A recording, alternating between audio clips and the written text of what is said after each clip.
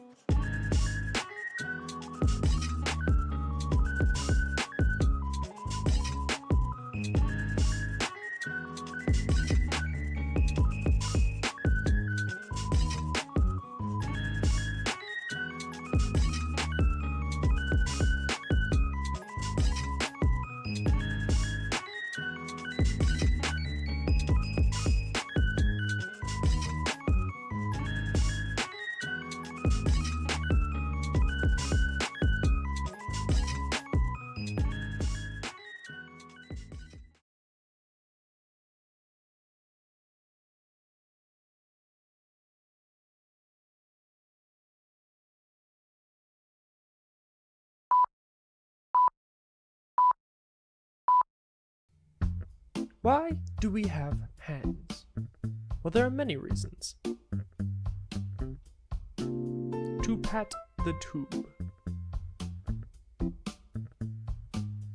To hold the tube. To cherish the tube. Forfeit all mortal possessions to tube. Get yours today so you can also cherish the tube.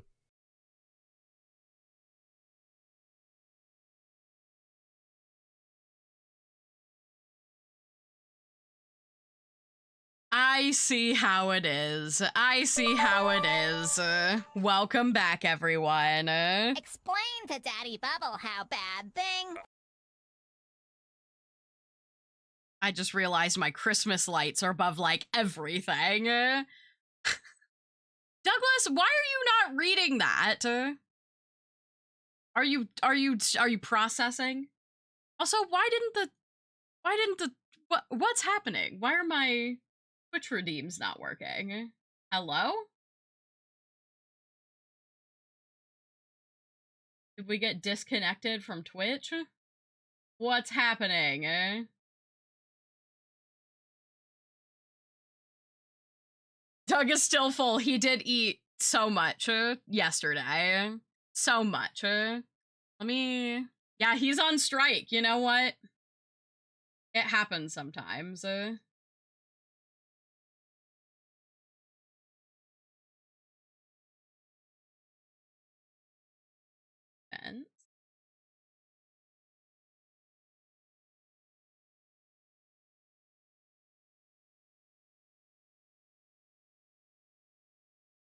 Test this command. Do I look like I know what a JPEG is? Okay, so it works if I manually do it. Picture of a goddamn He's just being sassy. Do I look like I know what a JPEG is? I just want a picture of a goddamn hot dog. JPEG. Do I look like I know what a JPEG is? I just want a picture of a goddamn hot dog. Oh God. I don't know what a JPEG is. I just want a picture of a goddamn hot dog. No, it's okay. I'm gonna manually redeem your sub message mask. Don't worry. JPEG. Do I look like I know what a JPEG is? I just Wait. want a picture Oh of a God. Oh no. Do I look like I know what a JPEG is? I just want a picture of a goddamn hot dog. Do I look like I know what a JPEG is? I just want a picture of a goddamn hot dog. What a JPEG is? I just want a picture. What is happening? Oh God. Oh no. Oh no. You're gonna break him.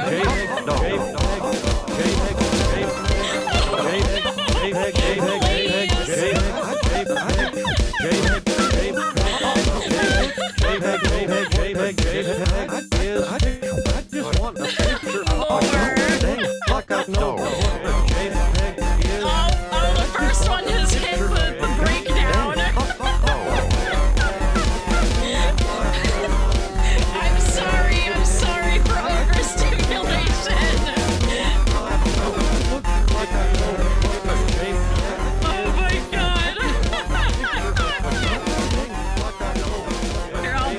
mix it up down just a smidgen.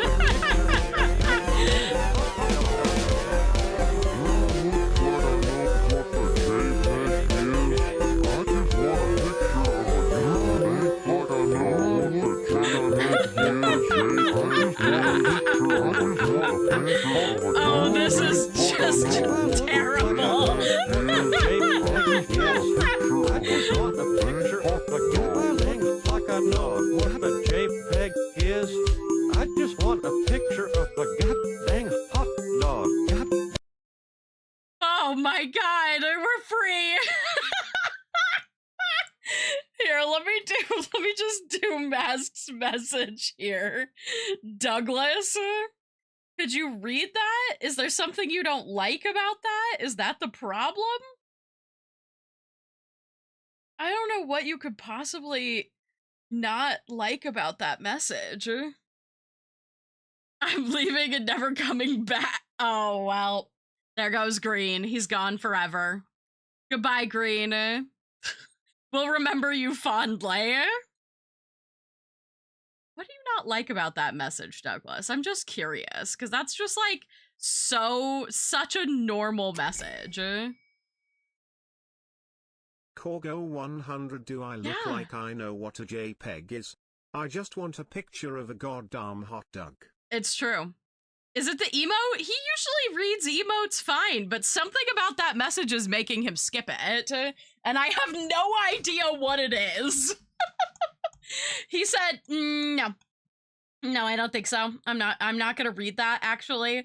That's too kind and lovely and wonderful.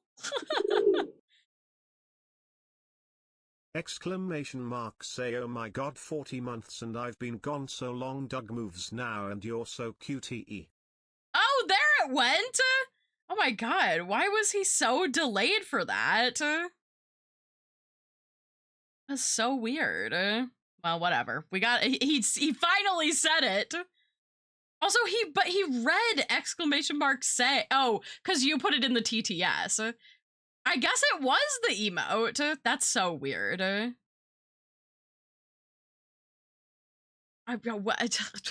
Confusing. But Mask, thank you. Thank you. I know Doug moves now. I'm adorable. I'm extra adorable now. And I'm glad to have you back. Oh my god, let me go through. You all hit me with a hype train. I wasn't prepared. Mask, thank you for 40 months. Lone, thank you for 8 months. Fox, thank you for the 5 Ryan. gifted. Lone for the 5 gifted. This kitty plays, thank you for the 100 biddies. That's so sweet of you.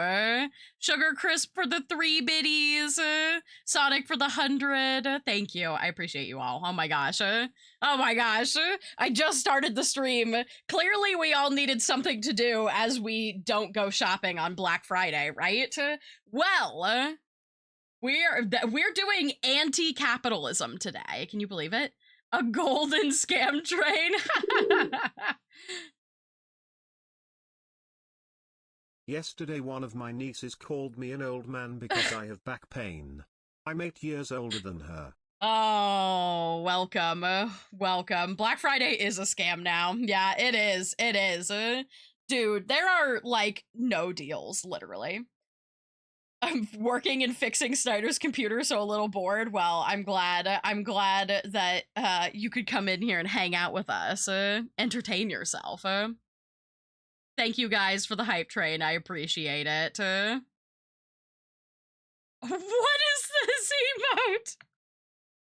The most nervous man I've ever seen. The deals have been the worst I've seen. Yeah, I know, right? Basically no discounts. Like, that's just what it is. Back in my day, you could beat up an old man and drop kick a child and get $100 off a Wii. Exactly. Where's my $100 off a Wii for violence? Oh my gosh. Oh, and thank you for hitting the 10 sub goal for the day. I appreciate it. Here, have negative 5% off this spoon. Yeah. Well, here's the thing. They'll give you, 50% off. after they raised the price 70% over the last, 4 to 6 months. TVs for $50. I made my magic singles for myself. Look, I'm not gonna judge anybody who does buy stuff today. Just know that you're not getting any special deal. You're probably paying the normal average price. And the corporations are just taking advantage of the goodwill that they built over actually offering sales at one point to fuck everyone. But not in a good way. Yeah, now we raised the price of our overly priced TV by $100 so we can give you $50 off. Exactly. Most of the deals are just the normal price, but they started cranking it up. Exactly. Buy from small businesses. Exactly. Yeah. If you want to buy presents, which obviously you should, buy from small businesses. So many independent artists offer Black Friday and Cyber Monday deals. So definitely check out small businesses that are actually making their stuff and who are hurting for business right now because we're in America at least is in a recession. So buy from the Sky Tea Shop. Yes, I have all of the plushies discounted right now. But yeah, whatever you choose to do, support small businesses or hand make stuff for your loved ones, which is what we're doing today. Because I have been on a crafting hyperfixation. I have an insane crafting hyperfixation right now. I stayed up until 5 a.m. last night working on the first pass at these little creatures we're gonna make today. Pixie, thank you for the raid. Welcome in, raiders. So we are making little felt animal ornaments. Creatures, you say? To shreds, you say. Exactly. Yeah. I hope you have a great stream. Thank you. That's so sweet of you. I hope you had a good stream as well. So yeah, I'm gonna show you the finished pass on the very first pattern I made, and then I'm gonna show you all the additional patterns I made for these little creatures. I will say they've accidentally gotten larger as I've made more of them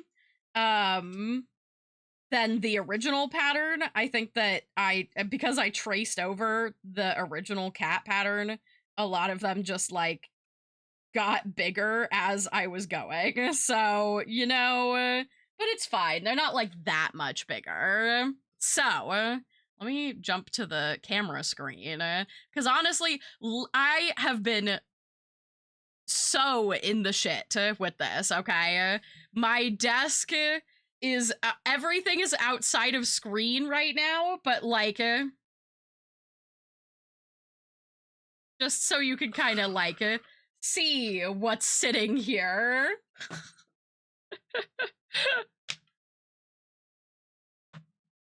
The lighter will make more sense once I show you the finished product. All of these things are just off screen. Oh, hold on, I have to take this. Hello, yes, you can just dump the truck of birdseed on the front lawn, thanks. It's fine. Me half expecting her to pull out a hammer and drill. Those aren't far off. Thankfully, I don't need a hammer and drill for this project.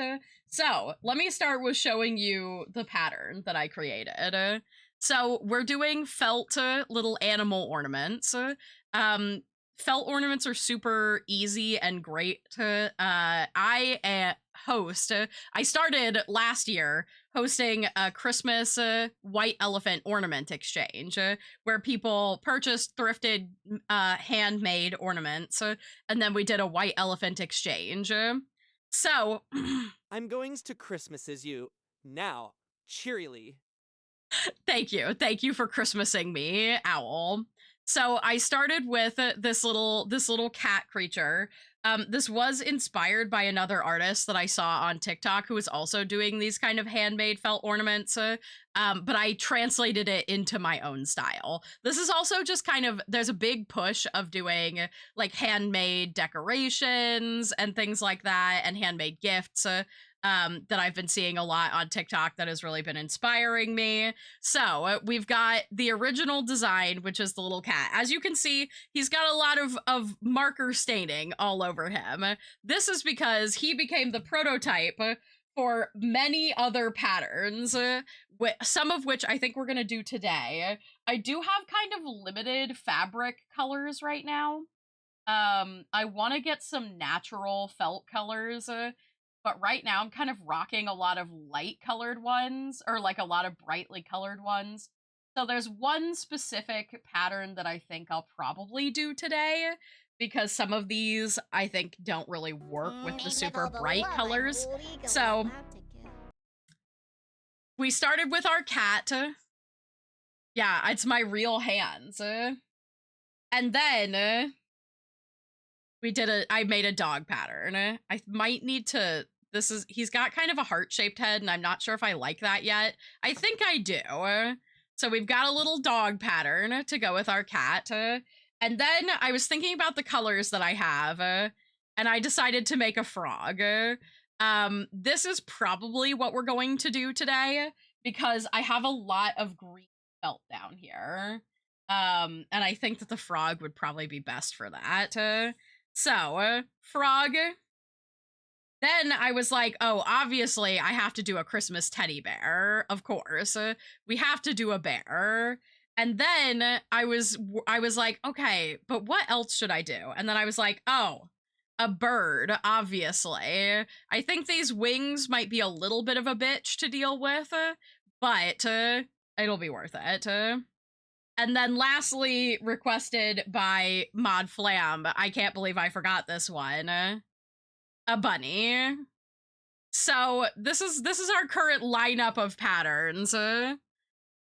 Tar pinch ornaments, extreme lack of foxes. Here's the thing though, I don't need a separate pattern for foxes. We take the cat pattern, we do the cat pattern in orange, we give it an appropriate foxtail, and it's a fox. So that's kind of what I was going for here, is like neutral shapes that I could potentially convert into other animals. You have yourself a deal. Yeah, if I had any, I wanted to do foxes today, but I don't have any orange felt, like literally at all. So like I said, I have like a couple packs of felt that I want to get, but obviously right now, general strike in the US, no buy period. We're not buying anything right now. No money spent. So we're making stuff with what we have right now, which means we're gonna be a little creative. Totally unbiased, but you should make an owl today. Again, I'm lacking in, let me show you the color palette. Let me show you the finished product first. So these are all of the new patterns, but this is what I was rocking with last night. So I finished 4 of these. I had one piece of kind of a tawny gray. So that's what I started with, and I really like how it came out, and I think I'd like to try and find more of this specific gray, because it has a very, like, Christmassy vibe to it. So I've got 2 cats, well, they're all Christmas cats. 2 of them are green specific, and 2 of them are red specific. I did end up tweaking the final 3. This was the original prototype, the first completed little Christmas cat ornament. I elected later to change the eyes to the plastic eyes that I have, because it made the process a little bit quicker, and I think that they are really cute. I also decided not to do the little blush beads, because they were also a little bit too time consuming to add on. I'm Black Friday beefing, as you should, but one of my favorite parts of doing this was doing the little ruffled collar. I think some of these will probably have bows and some of them will continue to have the ruffled collars, but they also have little bead tails, which I think is very cute. This guy got a little white tail, but later I dedicated them more to their colorways, like the nose being the same maroon color as the stitching. Excuse me. So this is the original prototype. I also realized after giving him these teeny tiny little buttons that I had literally no more of these. They were mixed into like a mixed button bag. And when I went digging for more of them, there just weren't anymore. So this is, thank you for the hydrate. You know what, I will take a second and drink some water. These are stupidly cute. I am really happy with how they all came out. And then they just have like a little thread. This is actually connected at the bottom here in this seam so that it has some extra strength. Hello from my granny's house where we just went through old dance recital memorabilia. Oh, found blackmail for my younger sister. That's so cute. Well, maybe blackmail, I should say blackmail's cute, but old dance recital stuff is cute. So we've got our first cat, and then I think, I can't remember which one was the second one. I want to say it was maybe this one. And I did a green one next. So this is the same cat, but in green. You can see that the buttons is so cutsome. Why did he pronounce it as cutsome? That's so weird. Blackmail is so cutsome. So this was the next one I did in green. So he's got a little green tail, a little cute little green bead tail. And then this was when I upgraded to the plastic eyes, which definitely took some like effort out. I didn't have to do the embroidery, and I think that the bead eyes actually gave. Oh my god, you can make jaundice dog. I can actually make jaundice dog because I do have yellow. Which would be pretty funny. So the buttons got a little bit larger because I just didn't have any more of these small ones. And green ones in particular, I don't have like super small ones of, but we kept the green embroidery. And I really like how the embroidery pops on this gray. I wish I had more of this, but I literally used all of it for these 4 ornaments. And then we have the additional 2. I did one more in red. This was the third one I did. So you can see he got a button upgrade with larger buttons and the eye upgrade as well. And this one's got a little red tail to go with the red color theming, which I think is really cute. I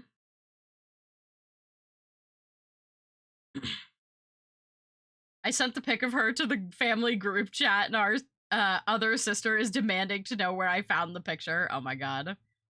The tiny tail's so cute. Yeah, I love how the little ruffly collars came out. I love the little tails. I think they're so adorable.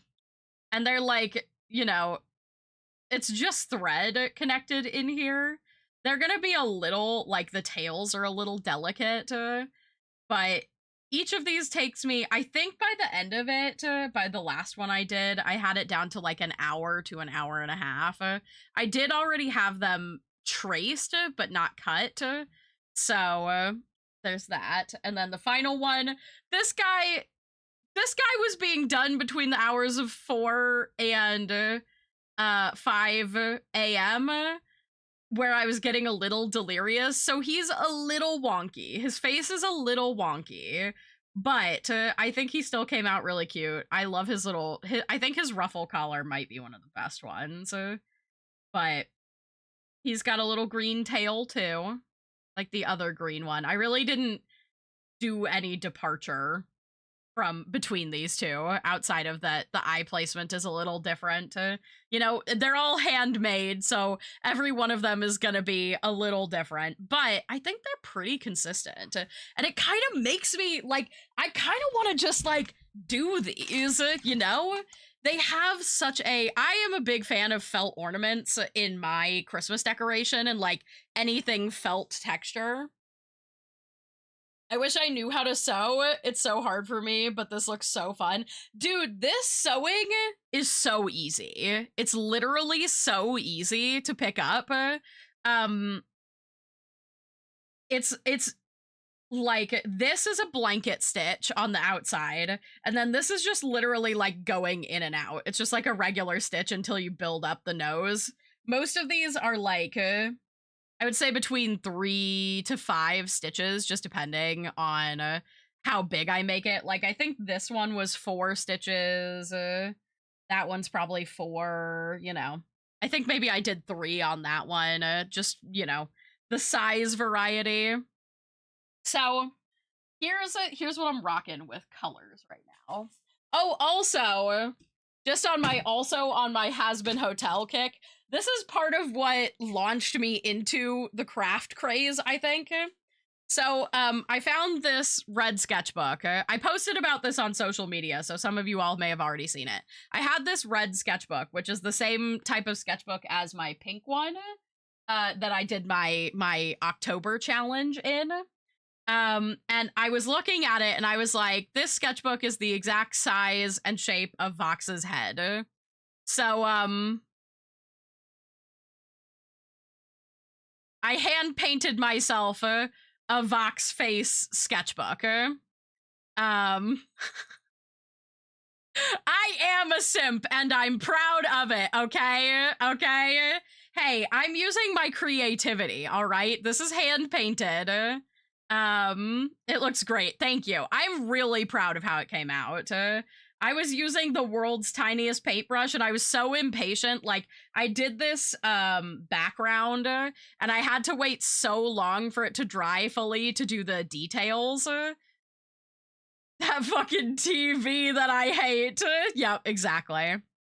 Exactly. But I'm really proud of how it came out, and I've been using it to store all of the Vox stickers and like paper goods that I've been getting with the stuff for my Ita bag. So it's been like a cute little way to like store all of these. This is a part of a business card that I had to cut out. But like all of these stickers were either like on the packaging or freebies that came with like acrylic charms and items. I want to write the artist's like at for this one, because this is hand drawn by one of the artists that I bought their merchandise from. So that's what I was really wanting, somewhere to put that stuff, and then to also like you know, do my like doodling of Vox and stuff. So I have like a color palette of pens picked out to use in this sketchbook too. I'm really excited to play with it. But yeah, I just like, I hyper fixated on doing this and I was like, I have to do it. Future pages will be filled with thirst traps. Well, and my hope is that when I go to visit my friends, if they will indulge me, I want to have all of my friends like, you know, draw a page of like silly little Voxes however they want, you know? I think that that would be really fun. Like, so that I have, like, obviously I'll be drawing in it and stuff, but I want to leave pages open for, like, my friends to draw in, so I can have little, like, artwork from my friends and stuff in here. I'm gonna practice now. Let's go. Let's go. I think it'd be fun. Even, like, my friends who aren't, like, artists, I would love for them to just, like, draw their interpretation of the character. I think it would be great. So... that is what launched me into this crafting craze, I think. And then the sheer dopamine I got from finishing these and looking at them was enough to be like, I'm in. I have to continue.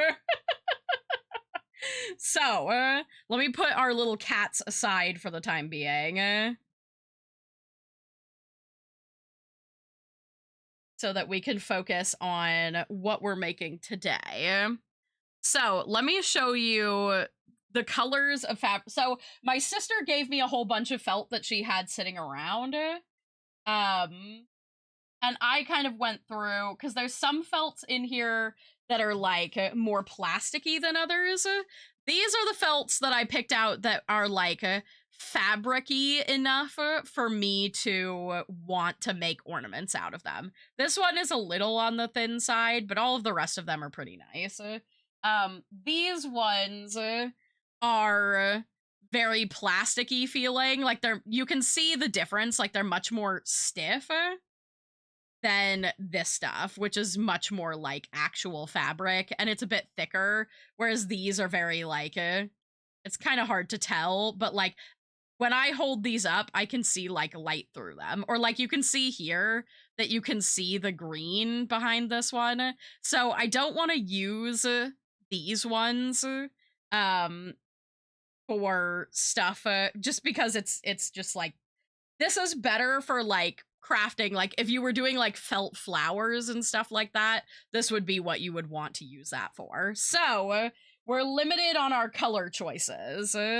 So I was considering doing frogs today, Christmas frogs, because I really like this plaid. I think this plaid could be really cute for like little bears maybe. But I have this nice like kind of limey green in here, which I think would be pretty cute for frogs, like Christmas frogs.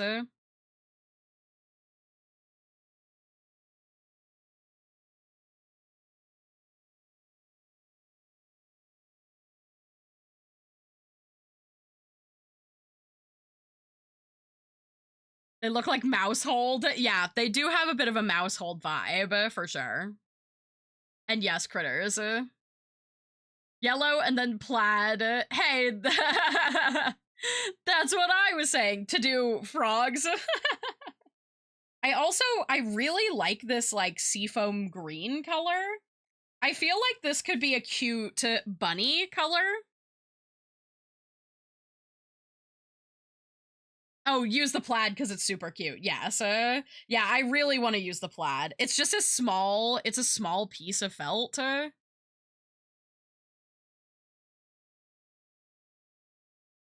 And technically, like, I could do some birds. Like, we could do some birds in yellow and do, like, some little canaries or something.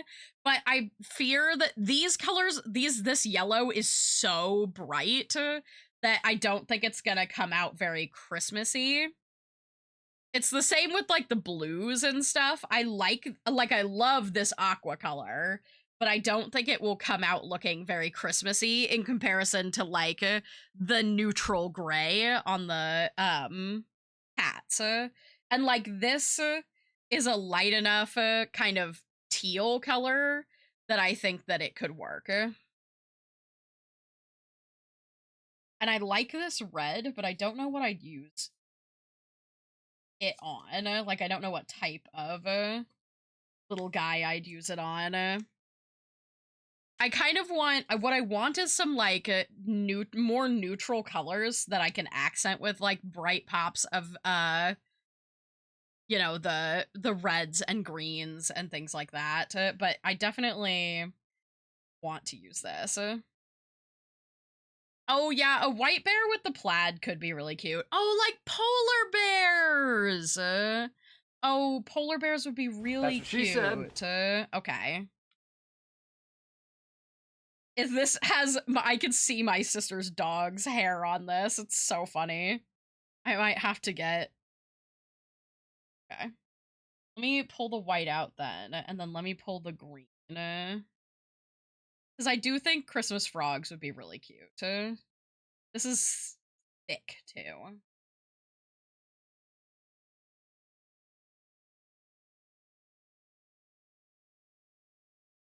The other thing is I have some plaid ribbons that I want to get, too. So rather than using, like, the felt should all be one piece. Otherwise, it's, like, going to be... It will take a lot longer. Like, the base color has to all be one. So the only way I would do accents is if I was, like, appliquing stuff on, like, a belly spot or something like that. But for the time being, I think some Christmas frogs would be really cute. But again, that still adds time. Like, it still extends the time of the, like, how long it takes to do stuff. Let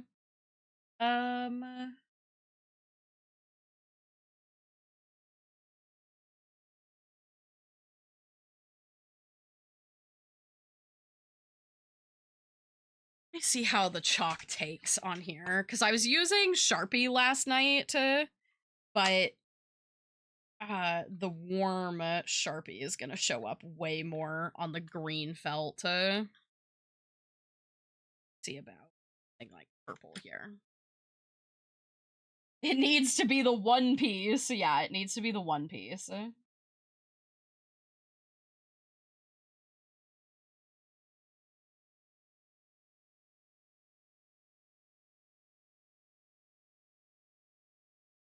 Stays pretty well.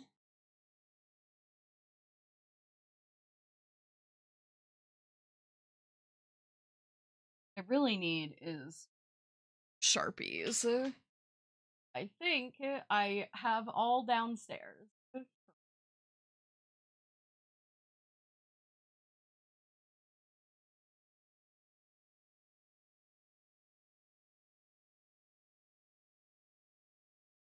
Hey. Yeah, if you don't mind just grabbing my whole, you know, my bag of art supplies, if you just want to grab that, that's where all my Sharpies are. All right, Tech Husband's to the rescue and is gonna grab my Sharpies.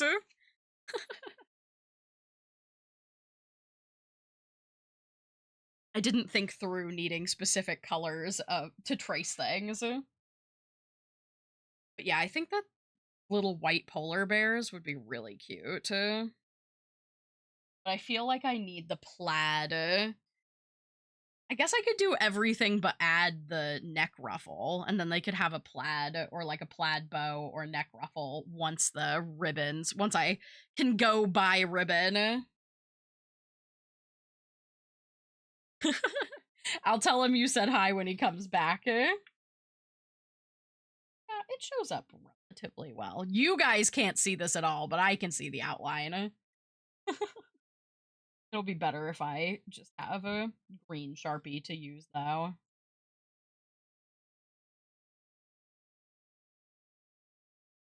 Thankfully, this is a nice big sheet, so the gray sheet that I used, I was only able to get, like, exactly. Thank you, love. Fetch mine.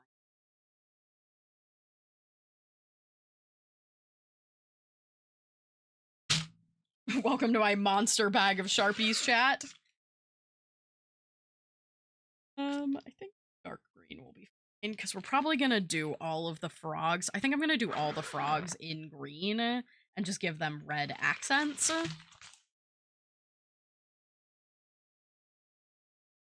So they're gonna get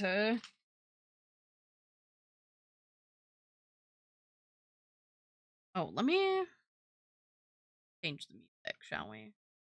Oh, I'm sorry. Owl says hi, hun.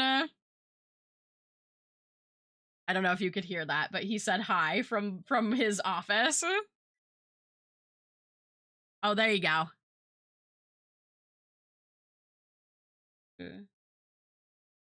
I need like a holiday playlist. I don't have a holiday playlist yet. Also, there's only so much holiday music I can take, you know? Here's music for old.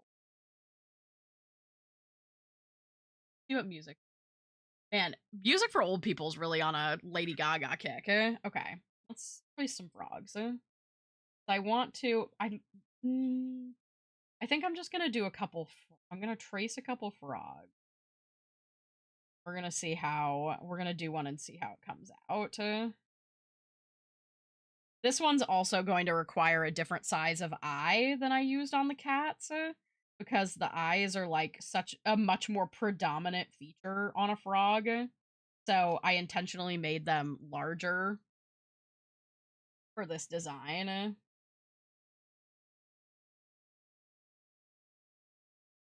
Also gonna. I don't, because I was overcutting the cats, like going outside of the line, and I think for these, I'm gonna have to be sure that I do not overcut, because otherwise they're going to be really massive. Oh, what? Traced out? Maybe I'll just do the bottom half of this sheet of felt and see what we get. I have a feeling I'm gonna be able to fit, like, 5.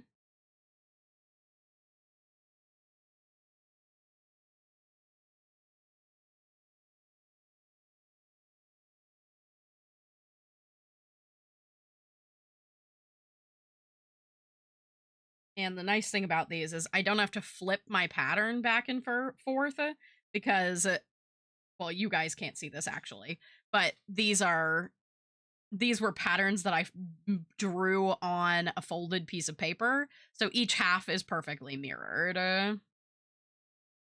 making it so that I don't have to flip. Hello, Poke.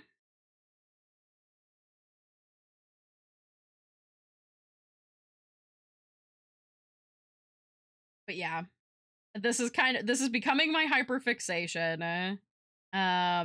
You know, I don't have any Christmas markets or anything to work at. I'll probably end up giving a lot of these as like gifts and stuff like that. I don't know. Maybe I'll just put them in my own home. Shadow Wolf, thanks for the follow. Welcome in.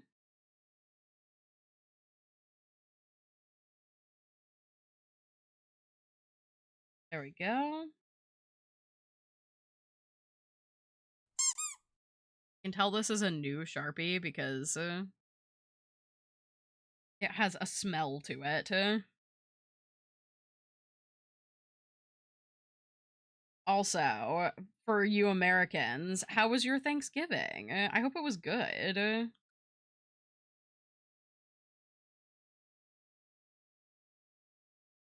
We had a lovely little Thanksgiving just with my immediate family.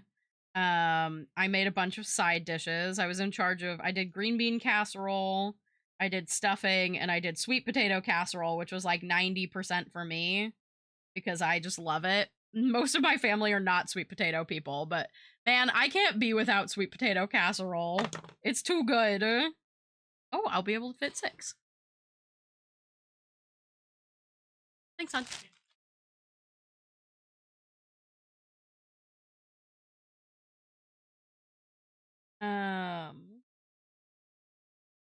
What was I saying? Oh, but yeah, I hope everyone's Thanksgivings, if you're American and you were celebrating, I hope they were relatively good, or at least like not relatively drama free, hopefully.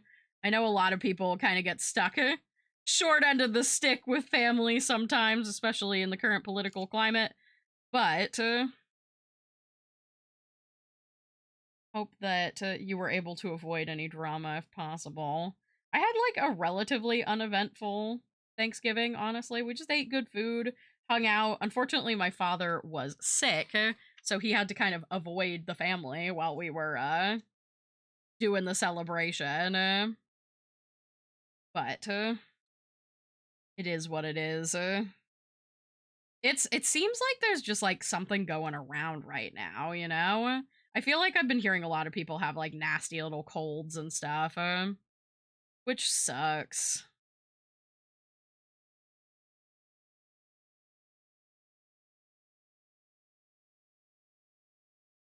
Oh. Missing my wife. I'm literally right here, Flam. There we go. All right, there's our frogs. That's enough for 3 of them. I think that should be good. I'm gonna just cut the bottom section of this off. It's times like these that I kind of wish I had a rotary tool for cutting these, but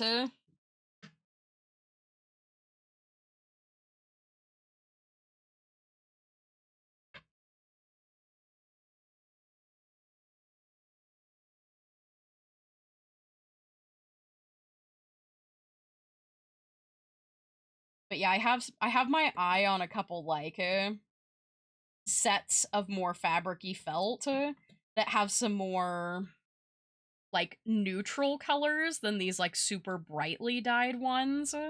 Ones that are more similar to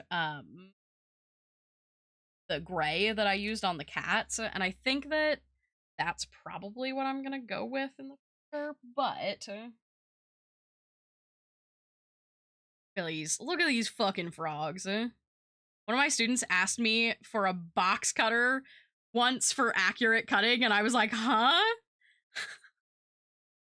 Why would you want Sky in your copy of the hit ARMS for Nintendo Switch? Still not in my arms, oh my god.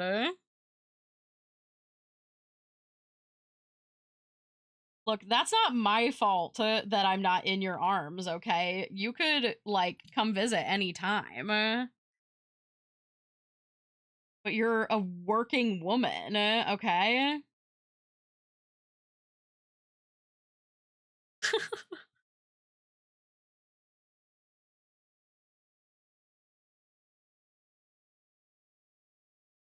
If these would look good with red as the outside. I'm trying to move. I know, I know.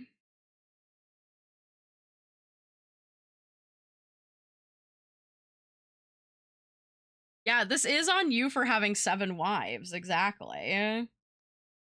You're struggling to split your time accurately between all 7 of us. And your relationships with certain wives are suffering. Pretty good. Okay. Got some frogs out. Try and make sure I trim all of the dark green off. This pattern, like I said, is larger than my cat pattern, so I don't want to keep the over tracing or it's going to keep getting bigger. Especially because for these, here, let me grab one of my cats. For these, because we're blanket stitching the edge, usually when you're stitching a plushie, like, here, I've got tar pinch over here. Like, tar pinch, we have to leave a seam allowance because we have an interior seam, but these guys don't get interior seams. So whatever size you cut them out at is exactly the size that the item is going to be. So we have to not, we have to go inside of the tracing, basically, cutting it out so that it's not overly, it doesn't get overly excessively large. But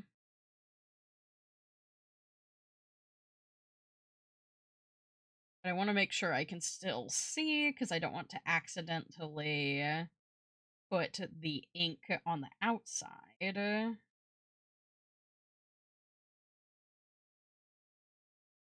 Still want that to be on the sandwiched part of the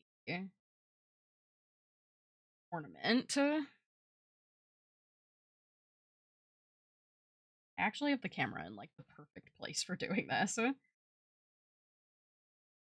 The nice thing with this is that, like, because the stitch is relatively simple, I don't feel as much of the need to, like, bring it close to my face or anything like that.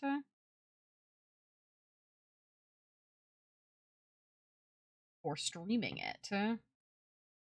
So I have a feeling, until this hyperfixation fades, we might be doing a lot of this. So I hope you guys will enjoy my silly little crafts. These are also a little bit inspired by, I don't know, some of you guys, depending on the fandoms that you run in, you might be familiar with, like, the little plushies that have, like, the tiny bodies and the big heads. They're really popular with, like, anime characters and stuff like that, certain fandoms and stuff. So the shape is a little bit inspired by that, a little bit inspired by, like, Animal Crossing shapes. And that was kind of like what I was thinking of. Animal Crossing was kind of what I was thinking of when I was picking the species too, and thinking about how certain species shapes for like multiple different creatures, you know? That's why I went for like a relatively neutral shaped bird, because I feel like it'll be reusable for lots of different like types of. I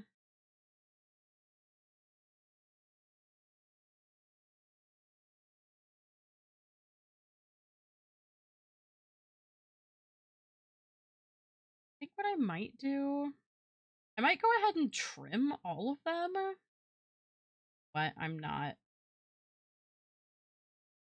correctly. I was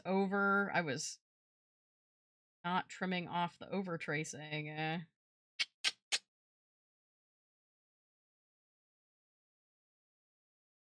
Also, I only had a yogurt for breakfast, and it's starting to catch up with me. I suddenly just became aware that I am hungry. I've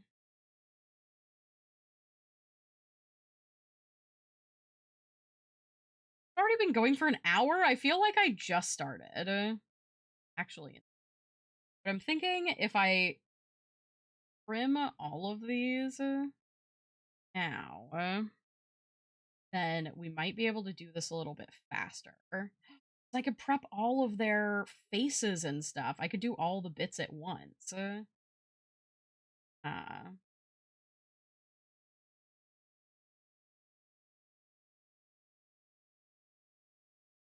Oh my god, I've been so deep in Heather's music right now because there are so many good like Vox edits with him being JD. Oh my god.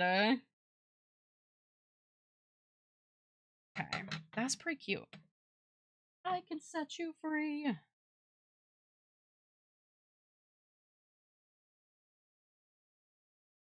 think that's gonna be pretty cute.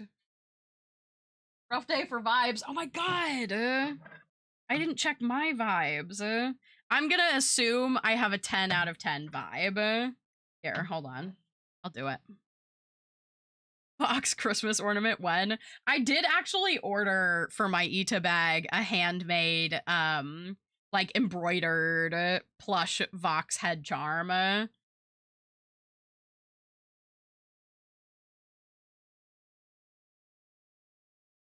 forgot what I was doing for a second. All right, let's see. What the heck? My vibes are not 3 out of 10, Nightbot. You're wrong.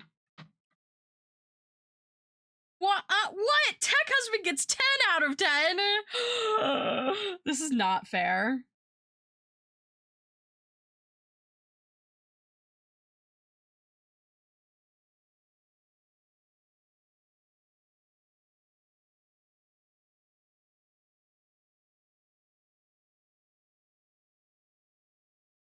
No one else got over a 3 and he just steps in here and flexes. Literally! Tech Husband's flexing his vibes on all of us. Can you believe that?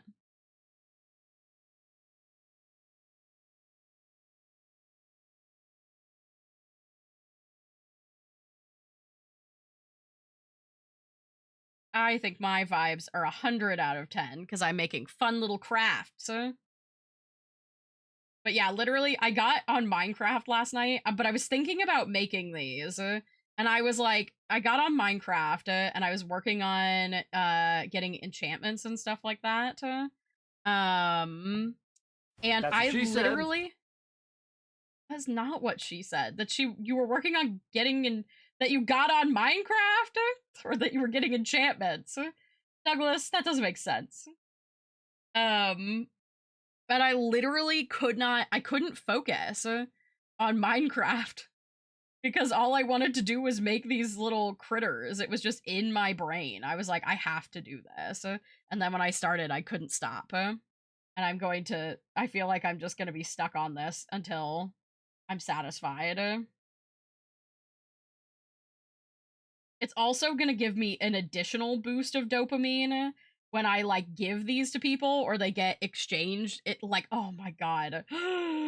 If I do this white elephant ornament exchange and people, like, fight over these, the dopamine is going to be insane. You know?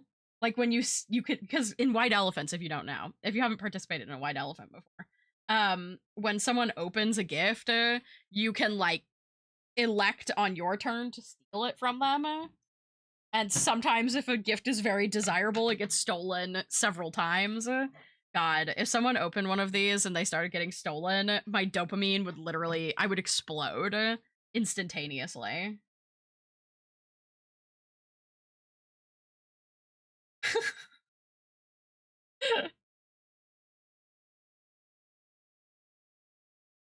I do think people will really like the cats. I love the cats. I have to find more of that gray.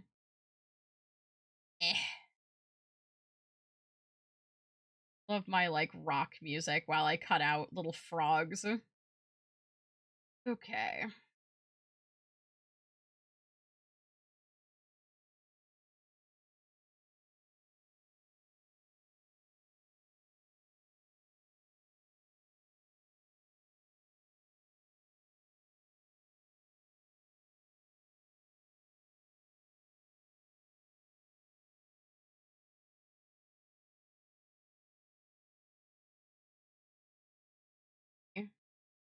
Give me these little frogs. The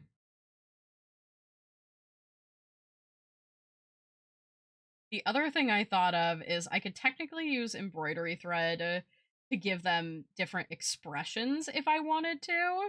Like, you can kind of use embroidery thread to go over the eyes to give them little eyelids, and I think that that would also be extremely cute.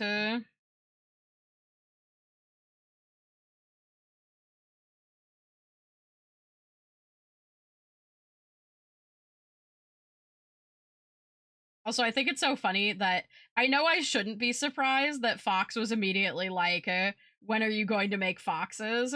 But also, I think what's even funnier is I had already thought about making foxes. Like, I don't know if I'm just being, like, worn down. I mean, I guess technically foxes are, like, the most popular species in the furry fandom, or one of them. So it is like, if I ever wanted to sell these, which I do kind of want to sell these, especially if I make ones that aren't like Christmas specific, because I could totally make just like brightly colored ones that are just like little bag charms, you know?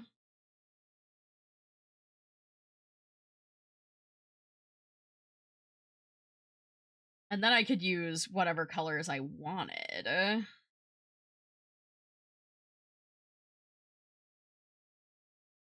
I don't know what I'd sell them for, though. Because, like, felt's not very expensive, but it is you know, making anything by hand is a little it's always time-consuming, like, but especially because I keep getting rejected from dealers' rooms in cons, and I'm considering doing more artist alleys this year.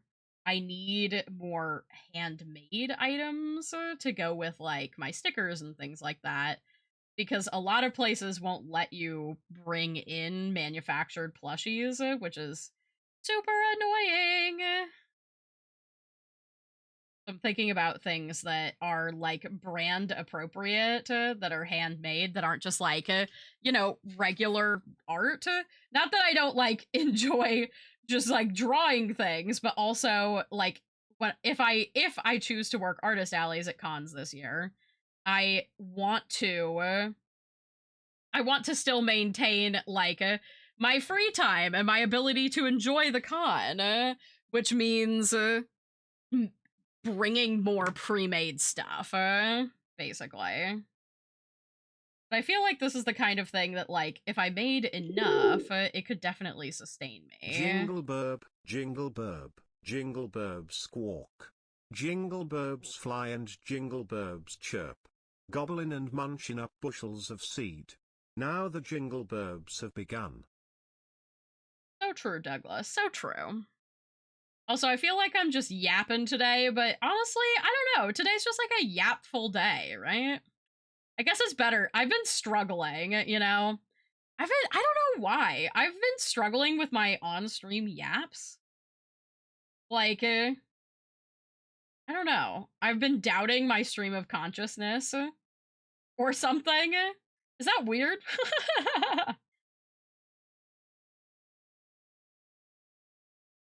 Also, I mean, I feel like most people, like, the mental health has been struggling in all of America. So maybe I'm just feeling really good right now. I'm riding a high, a dopamine high from crafting. I'm gonna be hit in the face with a lightsaber in 5 hours. Yeah, that's another dopamine high to ride. I don't know if I would personally enjoy being hit in the face with a lightsaber, but I would definitely enjoy, like, or I do definitely enjoy, like, consumption of intoxicants and watching silly movies with friends. There we go. Okay. Done. I'm not going to say which intoxicants.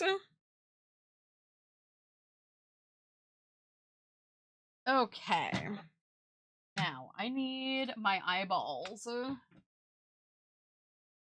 First and foremost.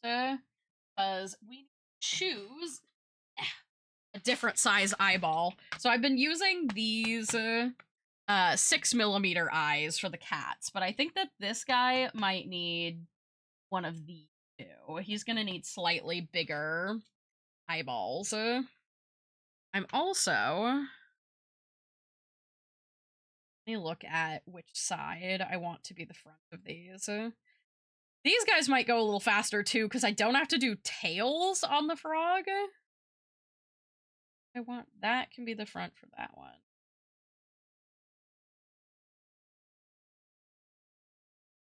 Need a little thing.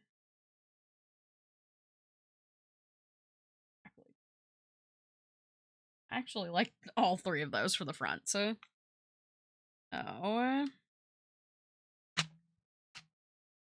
see here.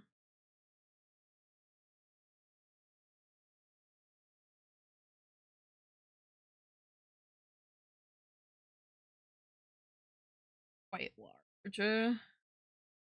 But I do think that this is technically...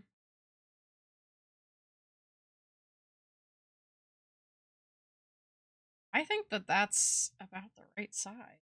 How I drew it. Comparison to this one. I also feel like frogs, you can't go too big with the eyes, honestly. So let's do 3 sets of these. Go. I think that these will still use the small sealer. They use the ones. Yeah. So we need 1, 2, 3, 4, 5, 6.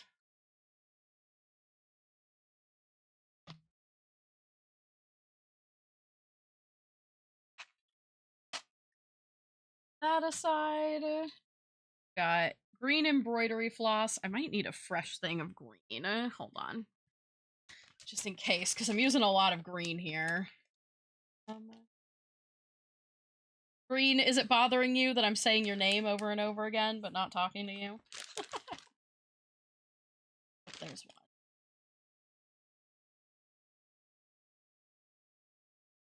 It's a bit of a mess.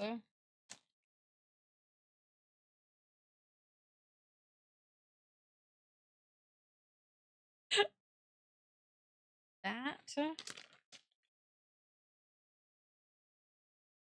have lots of maroon, because I just haven't used that much of my maroon. I don't think that using the maroon with the green frogs would look good. I think that the red ruffle will be okay on them.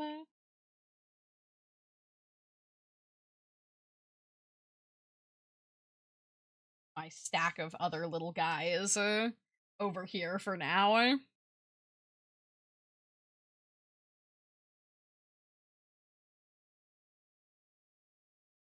think what I'm gonna do... I didn't do this on the cats. I just estimated where the eyes were. But I have this stabber. It's actually 4 putting holes for these eyes. I think what I'm gonna do is just stab through middle of each of these eyes. Then they'll be in the same spot for every single one.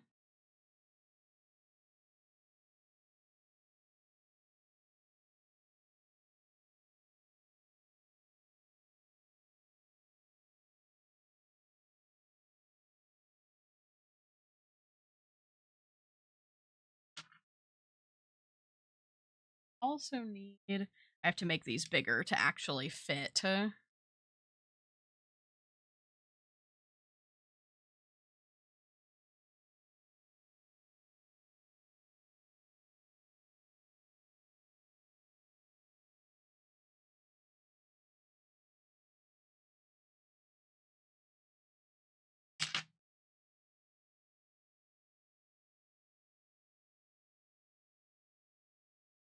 Oh, that's gonna be so cute.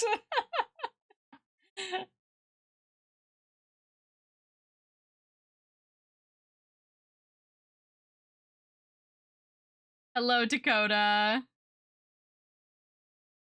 How many maroon do you have? At least 5? I have 2, like, almost full maroons right here and a bunch more in the bag. Definitely going to need to, because the one benefit of the other one's eyes being so low is that the backing doesn't affect the shape of the head as much.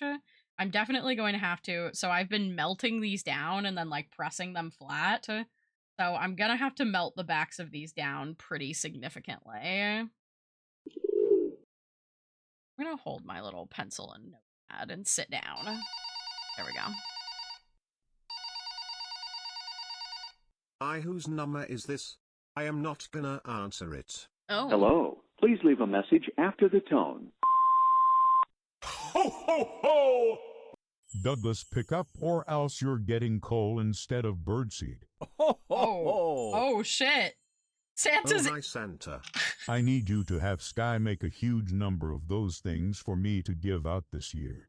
Oh. Okay, Art Woman, you heard the boss. Here Yeah? is an app to pay for the materials since Santa can't pay till February 31st. Oh.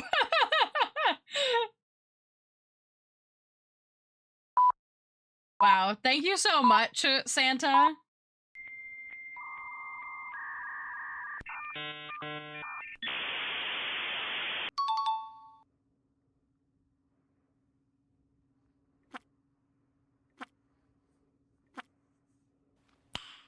Nice.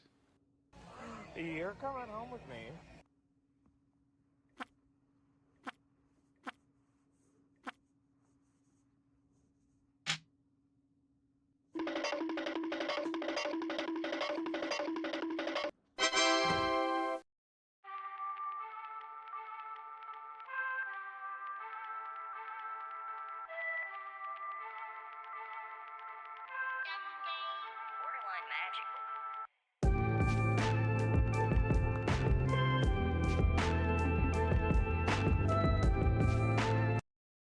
Wow. And don't forget, stories are on sale right now. You can get your own, if you've been waiting. Okay. What was I in the middle of yapping? I think Sky missed the Maroon 5 joke! Oh, God, I did completely miss that. I took that completely legitimately, and I didn't even think about it being a Maroon... Oh, God. Oh...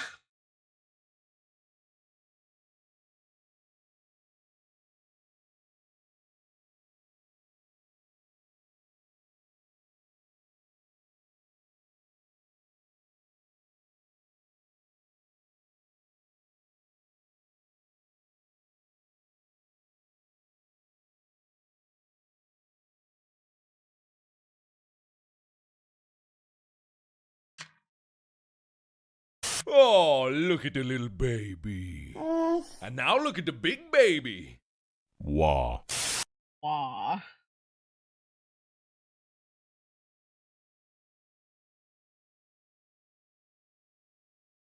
Slightly larger holes.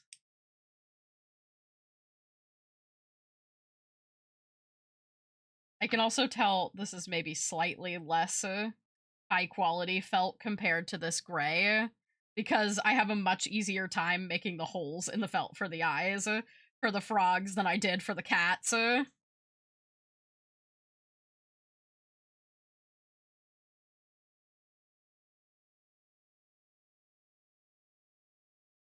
All right, guys.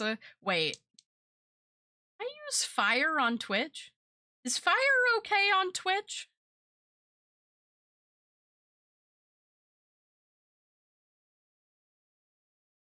You know, I don't actually know.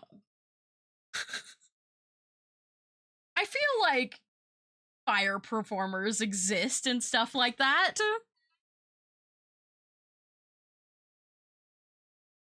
Okay, so we need to do... The other thing I need to decide is I think I'm gonna do red buttons on the frogs to go with the little red collar.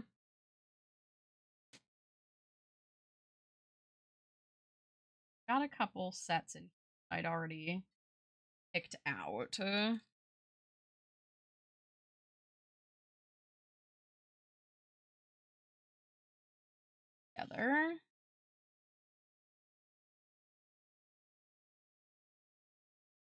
Those.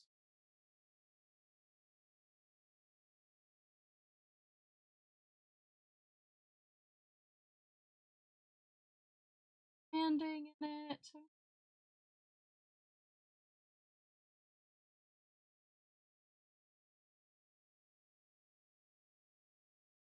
Oh. Setting these up off to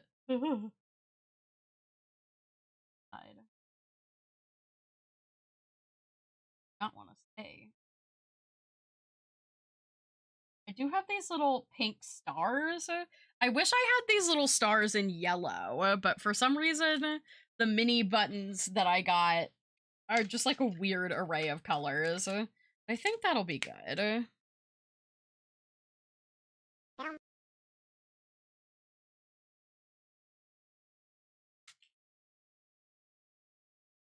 Set that off to the side. Gotta do the mouth. Yeah. Actually, I'm just gonna go ahead and go for it. If Twitch gets mad at me, they get mad at me.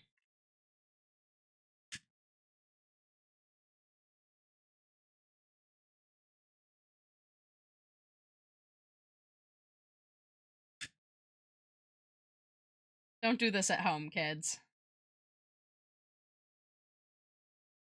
I'm a professional. To lower the backs of the more. Hello everyone. This is a pronoun check. Give up your pronouns now. My god, you heard the person. Give up your pronouns. Mine are she, her, but any pronouns are fine.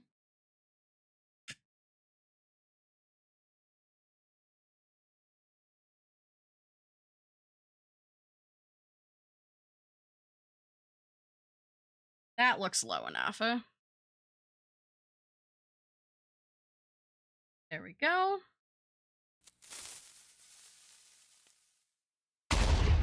Douglas, you don't need to be out here exploding. Oh yay! I'm a sacrifice!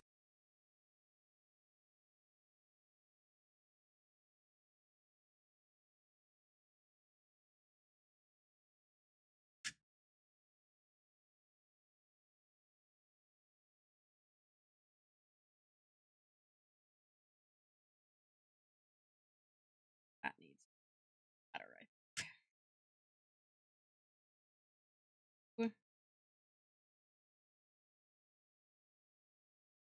The other reason we have this is because with ribbons like this, these ribbons are made with synthetic plastic fibers. So when you cut the edges of them, they're very prone to fraying.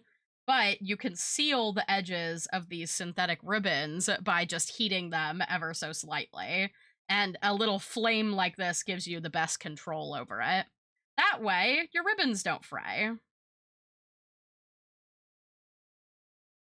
Look at that. That's so much better compared to this and how much it sits up.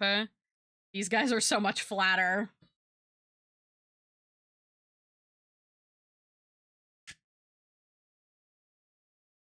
But doing this process is still faster than sewing the eyes in manually, so...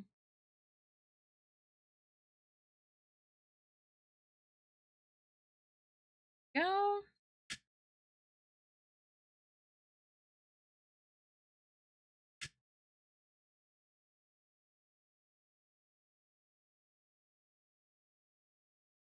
Perfect. Okay. Soap, soap, soap, soap, soap, soap, soap, soap, soap, soap, soap. All right, it's time for embroidery, baby. We need our big fat embroidery needle here.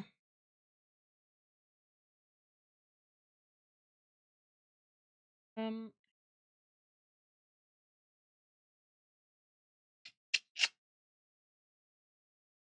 ahead and take a long thing.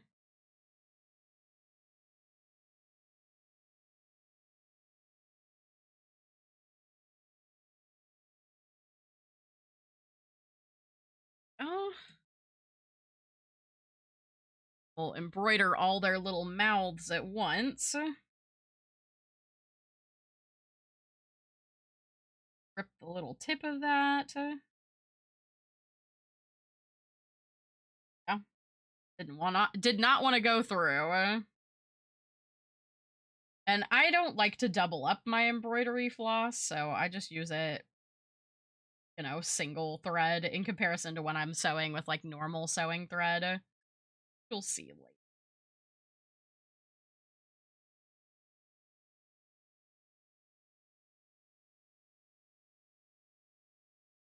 The mouths will have some variation, but I can do.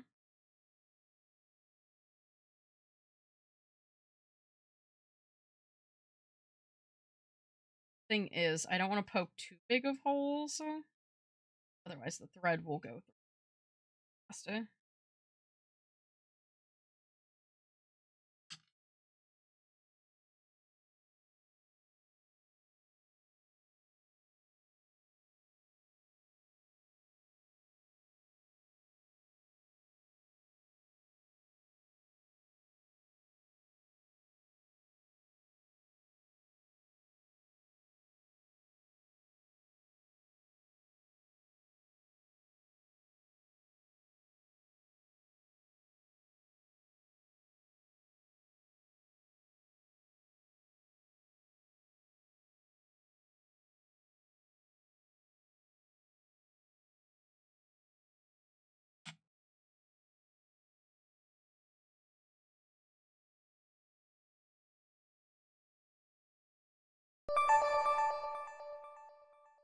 Ellie! Douglas, I swear to God, if you don't read that, I'm gonna fire you.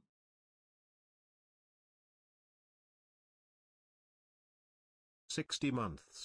There he Wow, goes. I guess I should visit you or something to celebrate.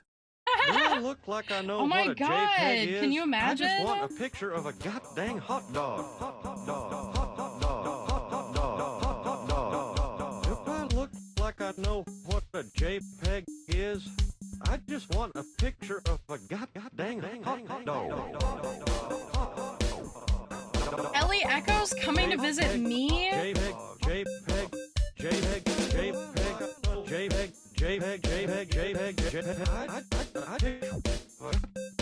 I look like I know what a J. There's our first little frog mouth.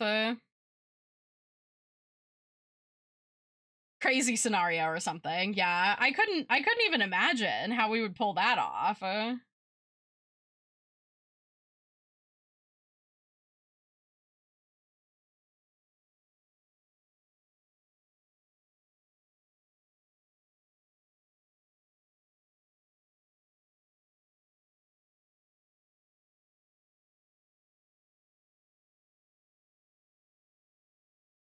Go. All right. there's our first mouth done.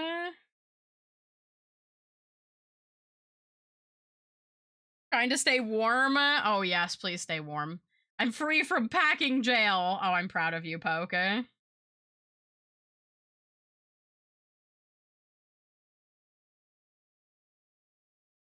Doing shop orders for nearly an hour? Oh, I can only imagine.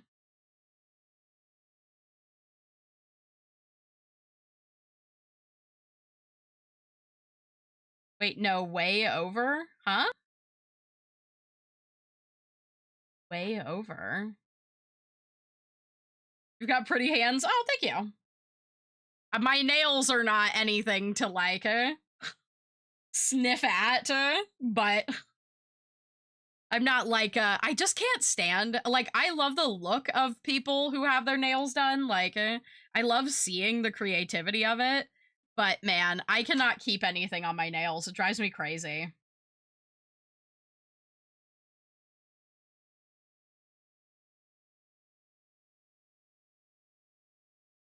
Holes in here.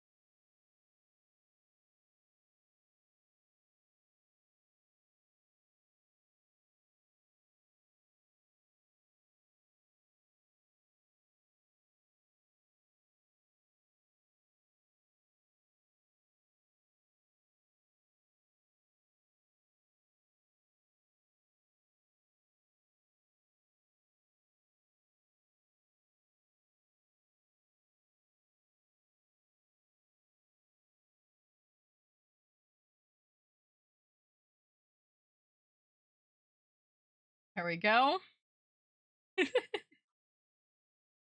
The little mouths are killing me on these guys. You crazy.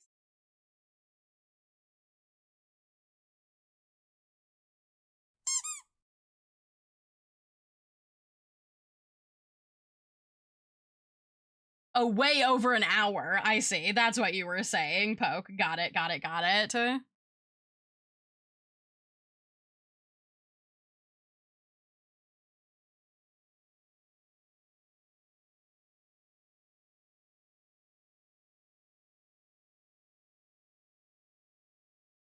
How was your Thanksgiving? It was good. It was good, Calf. I hope yours was good too. I made lots of side dishes. Which are always like my favorite part of Thanksgiving anyway, so I'm happy to be the side dish queen. How was your Thanksgiving? It was good. I hope everybody's Thanksgivings were good. I just had a small one with my immediate family and tech husband. But like I was saying earlier, my dad was sick, so he unfortunately had to kind of like quarantine away from everyone because it's like, you know, it's the season right now. Everybody's a little sick and nasty.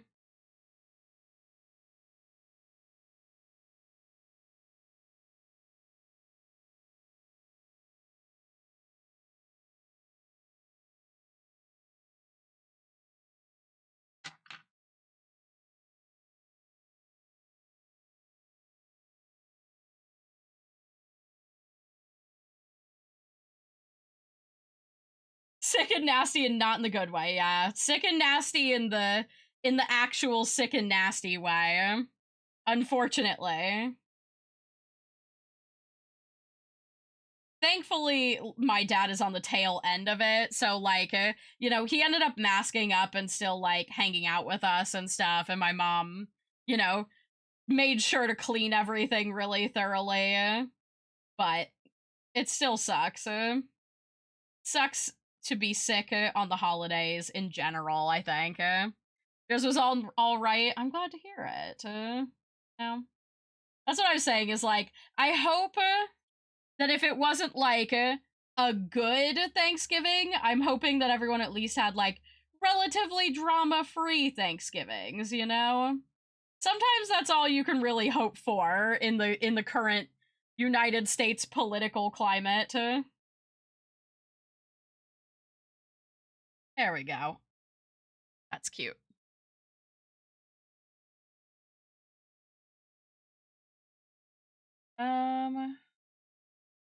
This is not enough thread. I might save this piece of thread for doing more embroidery later, but it's not enough thread for me to do the outside edge of one of these guys, so can't leave it on the needle.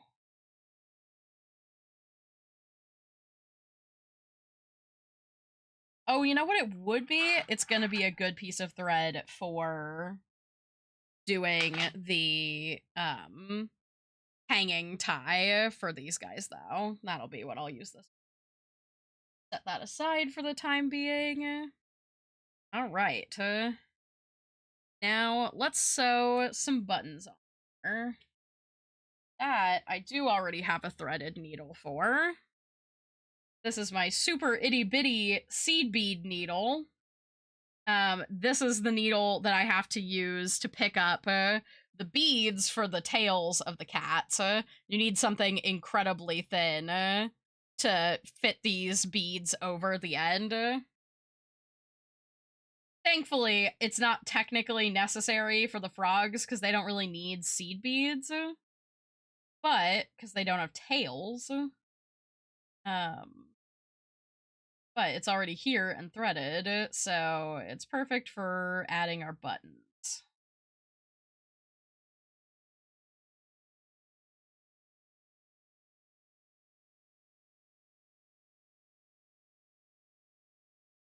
This little set for frogs.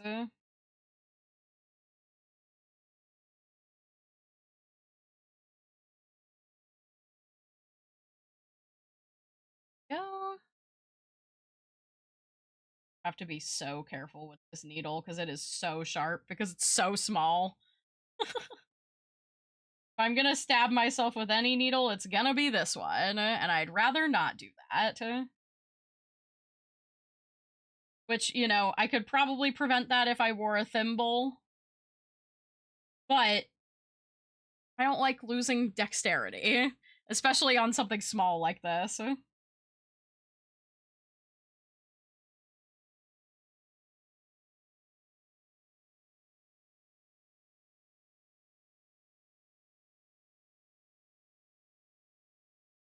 Me with my bug pinning needles, yeah.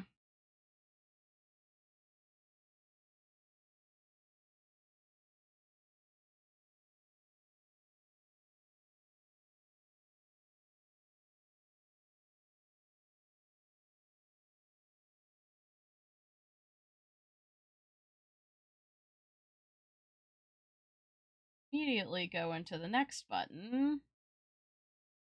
No reason to tie off and trim when they're this close together.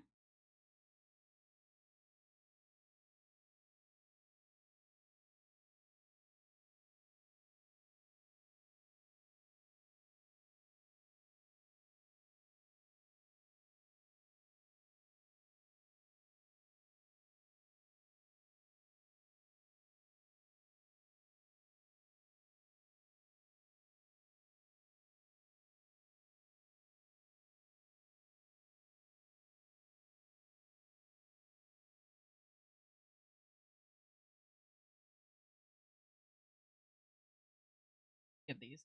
Oh, not gonna lie.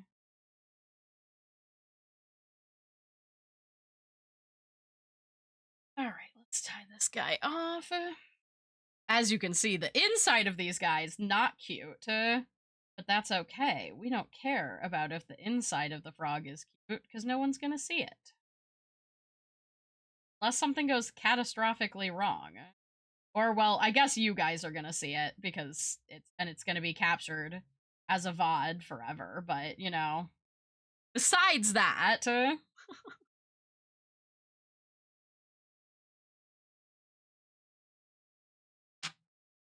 think I'll probably just go ahead and get a new...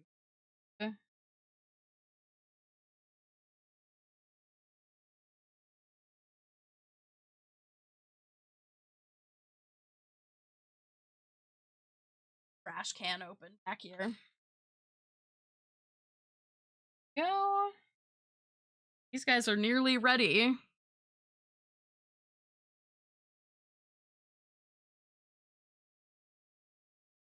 Also, dude, I'm so mad at the Black Friday stuff. Don't call it that or a sale if it's the same price. Literally, it's actually just taking advantage of people that don't know that it's not a sale.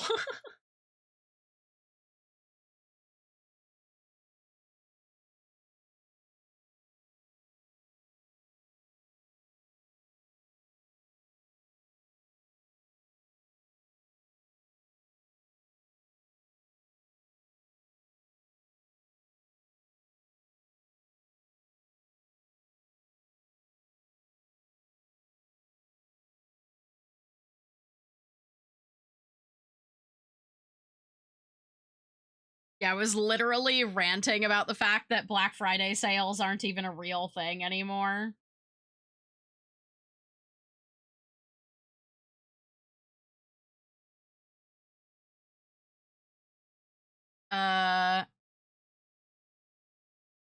I carted my huge Vograce restock it, then waited for Black Friday. It's the same fucking price. Oh my god. It's probably because they're only, like, putting on sale, like, they're only Black Friday saling things that they don't, like, sell very often, if I had to guess. That would be my assumption about what they would do. That's usually how Black Friday sales work nowadays, is they only put stuff on sale. It's meant to be site-wide? Well, apparently not. You only get the discount if you could defeat the clerk in a game of Rochambeau. Honestly, though.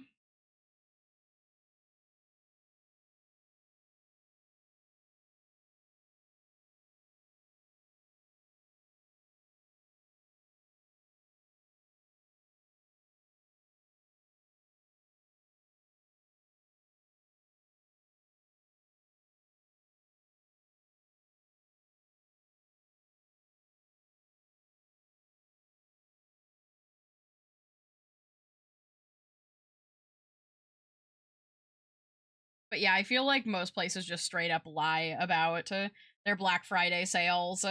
Or like I was saying, like I've said a couple times, the big thing that places do now, and this has been tracked and proven, is they just raise their prices for several months ahead of time. And then they have a higher price when you hit Black Friday. And that's when they put a big quotations discount on it. Looks like someone's mad. You know what? I am mad, Douglas. I am. Capitalism sucks ass. Little frog fellas. Yeah, we're working on some little Christmas frogs. Little guys. They're gonna be similar to this cat guy when we're done.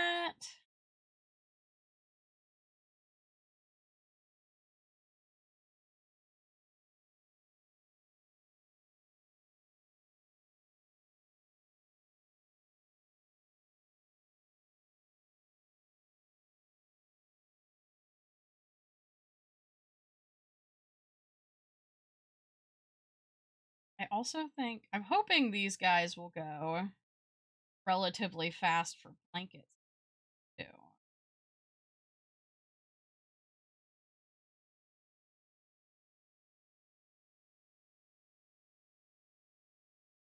There.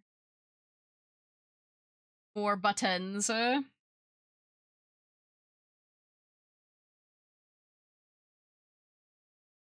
But yeah, I'm just here, really, I'm streaming on Black Friday to promote anti-consumerism, which, you know, is a little bit counterproductive because I am technically putting money in the pocket of Jeff Bezos by streaming because he takes a percentage of everything that I make, which is why you should directly support anybody that you care about by buying merch or supporting, like, you know, if your streamers have Patreons and stuff like that, that's the best way to support your favorite streamers. Well, I fucked that up a little bit, but that's it. Oh, there we go. But, I like doing anti-consumerism by sitting here and, you know, hand making little ornaments for people and as gifts and stuff. And I would highly encourage you all to do handmade gifts and handmade, you know, a handmade or small business purchased Christmas. That's the best way to stick it to the man right now.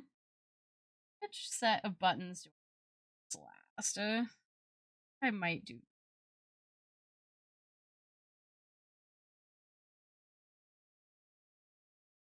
Those two go better together better than this one. Yay! I know, I also love anti-consumerism. Shop small or not at all. That's my feeling for this year.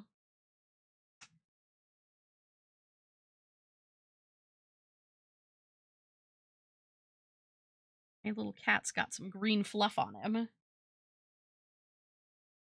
And all of this stuff is being made, like, all of these guys are being made with things I either already had in my office, or, like, the felt I got from my sibling, who already had the felt, too.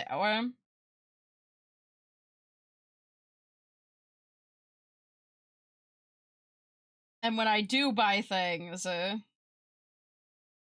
will not be a lot. There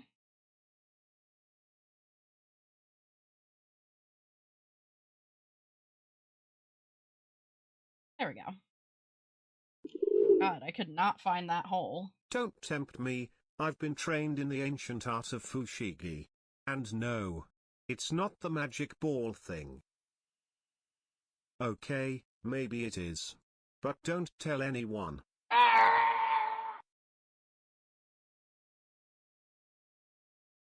I won't tell anyone if you don't, you know. If you need me to keep the secret that you're trained in the ancient art of fushigi, the ball thing, I'll keep it secret for you, Douglas, because I'm that good of a friend, you know. This love has taken its toll on me. Then, if you guys would like, I can do a little blanket stitch tutorial. These stitches, I don't, like, feel the need to do tutorials about how to do this stitch, unless you, because it's literally just a straight stitch. It's in one side, out the other, you know, in and out. Pretty easy and straightforward, I think. But the blanket stitch is still simple, but I could understand wanting a little tutorial if you guys want to learn to sew. It's a valuable skill to have, honestly. Especially if you're trying to be more aware of how you consume and, you know, maintaining stuff, rather than just throwing things away if they, like, rip and things like that. If they rip in a way where they can be repaired, sewing is a really great skill to have. And honestly, there's a ton, like, it's very inexpensive to get a basic sewing kit, like a hand sewing kit. And there's so many good tutorials out there about how to, like, make patches or do invisible seams and stuff like that. So honestly, if you want to pick up a useful and fun skill, sewing is a great one to have.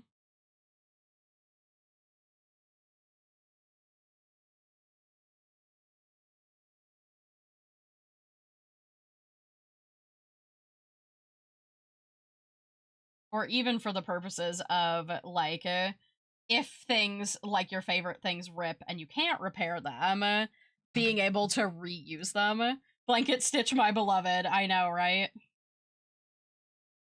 Okay.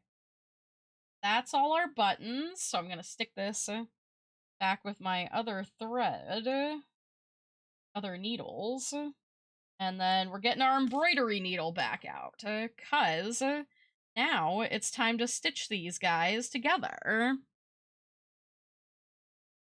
It's funny how much, like, visual interest the stitching and the actual ruffle add to these guys.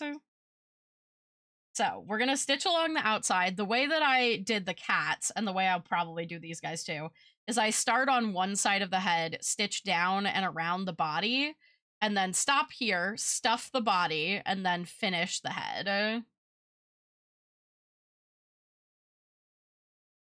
So, I need to see you drown.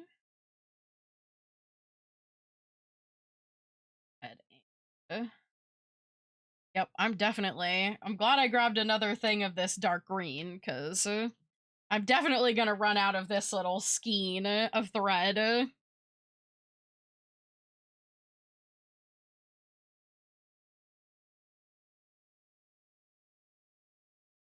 Rug. So, I'm gonna I usually just do 1 to 2 knots in the end of my embroidery floss, because it's so thick that you don't really need, like, a bunch of knots. 1 will probably be enough. And then I do like to try and leave a tail, because we can tuck it inside. But it'll stop leaving a tail will stop your knot from coming untied as easily. So, we're gonna start about here. You start from the front edge and go inside in the middle. You want to go in just a little bit, because we're trying to create this slight edge look here. So you're gonna go in a little ways away from the edge of your fabric, pull all the way through, and then make sure, oh, we got a little tangled there. Tuck the tail of your thread inside of your whatever you're sewing, your little plushie. And then we're going to just, actually, let me put some pins in this. That'll help me a little bit.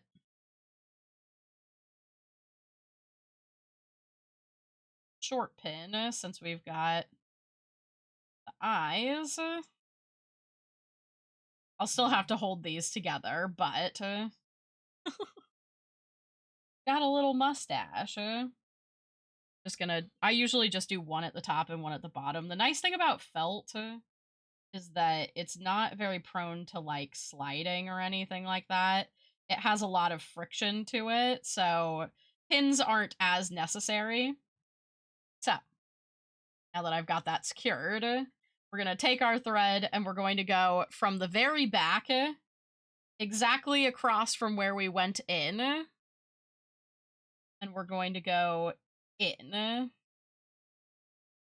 attempting to stay about the same distance away from the edge on the back, and pull through.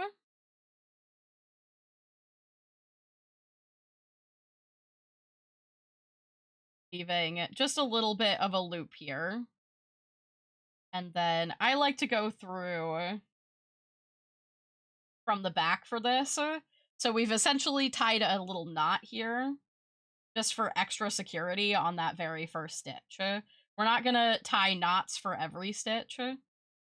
And then from here, you're just gonna go however far you want your stitches to be separated. It depends really on the item that you're making. But I don't want mine to be too far apart because these guys are so small. So, how long is this? I just kind of eyeball it. I go off instinct because I've been doing art for a long time. But let's see. Each of these is about 1/4 of an inch apart. And like I said, it doesn't matter if they are exact. So we're gonna say you go about 1/4 of an inch down.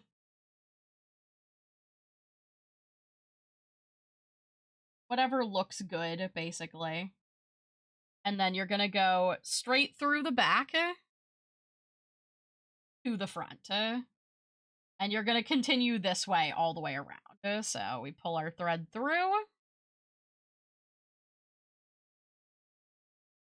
Little bit long. It really wants to tangle.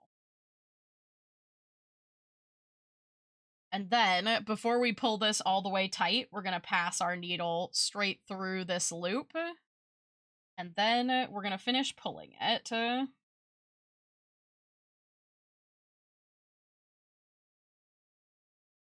that's what creates our little looped stitch that sits around the edge. And then you just continue that all the way around. So we're gonna continue going straight through the back. So let me put my little, I don't need my little stabber anymore.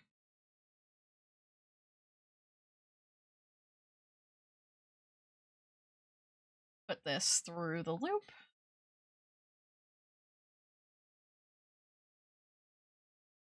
There's a couple non-traditional things that I started doing when I was working around these. For example, with the cats, I was doing knots at the neck seam and at the arm seam as well, just to keep the stitches a little bit closer, because these are such severely rounded edges. I found that the stitches look a little tighter if I put knots in those, like really severe corners. Which might be a normal blanket stitching thing, I'm not entirely sure. These are hella cute, thank you. I'm having a really good time working on them, honestly.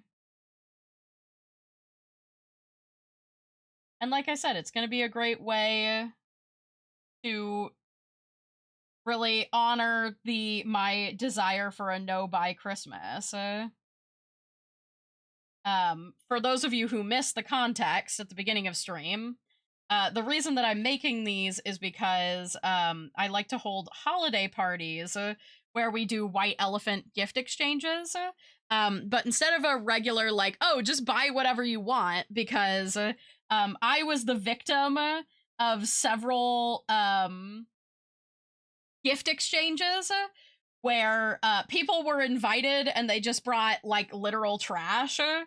Like there was one year where, so it was obviously we kept it like a low buy, but you know, I think our minimum was like 20 or something like that, you know, or like maximum was 20. Which, you know, generally you're expected to bring like a $20 gift, but I was the victim of someone like going to the dollar store and buying like the crappiest stuff they could find, and then being stuck with just garbage that I threw away, which I hated. So the idea of doing the ornament exchange is like it's a useful item that you can use and display like for Christmas. And you can set like, I don't really set a price. It's just more like be creative, like pick something fun and interesting and unique, or make it yourself, you know? Put our knot.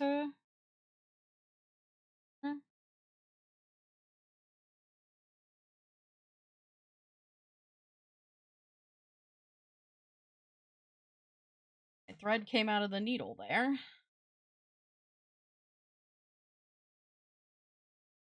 Definitely made this slightly too long. Gosh, this thing does not want to work with me.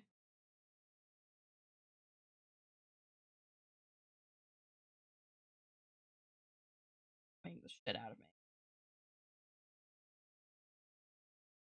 Oh, don't not yet. Why are you doing that?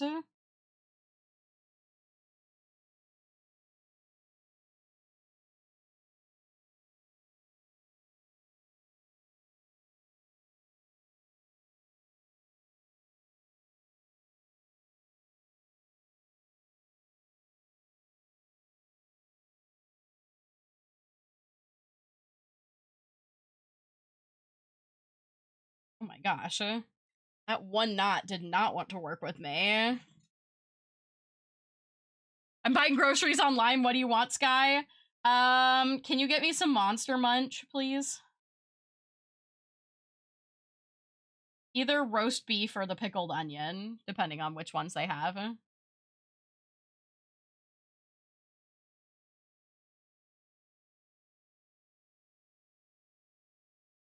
Thanks, Poke. Ow, ow! Ow, ow!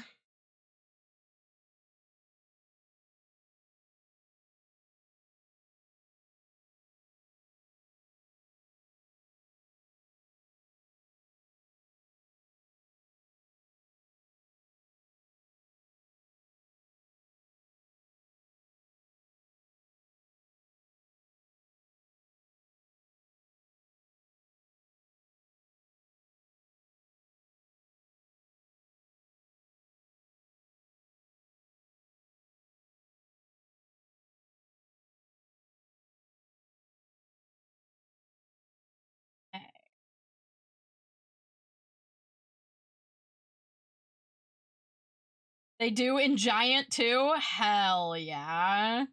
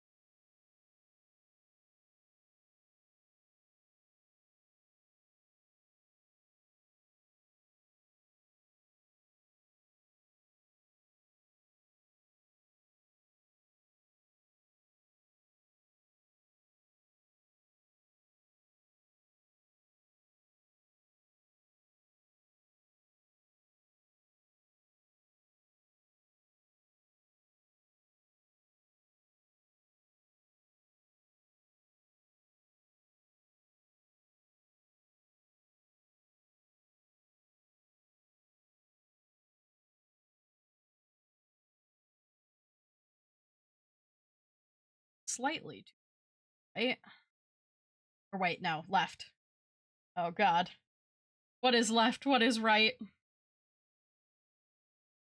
yeah, I wish I had some other colors of ribbon, but I really only have, like, red. I don't keep a lot of ribbon in the house because I don't do a lot of projects with ribbon. It just so happened that I had red ribbon. I'm not kidding you. God, I don't even know. Most of you all probably don't even know this incredibly deep Sky T lore. But back in the ye olden days, when I first started TikToking, Untitled Goose Game was incredibly popular and viral at the time. And one day when I was at a craft store, I found a paper mache goose that's like a paint your own goose. And so I bought it and I painted it and made like a TikTok out of it. And it went like viral at the time. What counted for virality at that point, which was like 2018 or 19, I think. And so I did some follow-up videos because in Untitled Goose Game, you can get your little goose accessories. So I did some follow-up videos where I put a magnet in his beak so he could hold a little metal bell. And I bought some ribbon so that I could make him some bows. So, and those are like, I mean, those are the like original. Like you can still watch those on my TikTok. They are just literally like they're all the way back. They're like the first videos I ever posted to TikTok. Which is crazy. And this red ribbon that I am using for these that's on this little cat's thing, it is the same red ribbon that I purchased in 2019 to make those goose TikToks. Which just goes to show you how little I use ribbon in any project. But I'm such a hoarder that I was like, I didn't want to throw it away because I was like, at some point I'll probably use it, you know? And I'm not kidding you. I have like boxes that are going because I've been decluttering my studio of stuff that I don't use. And this little roll of ribbon was in that box until this idea hit my brain. And then I was like, well, never mind. We will not be getting rid of that. And I plucked it out of the box and now I'm using the hell out of it. Because it takes a lot of ribbon to make these little ruffles. Like a lot. I would say about 6 times the length of this thing all the way around.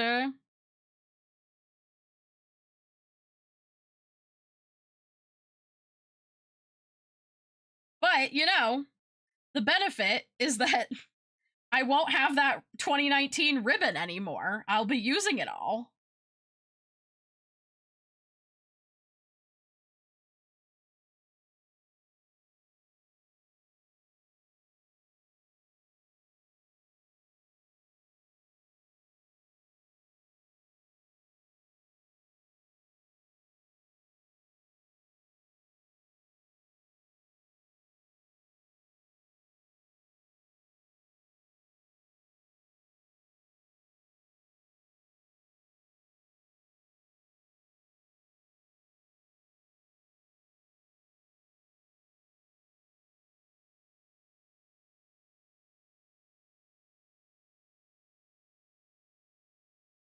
Take this pin out now. I've got the body completely pinned, or completely sewn, pretty much. Trim and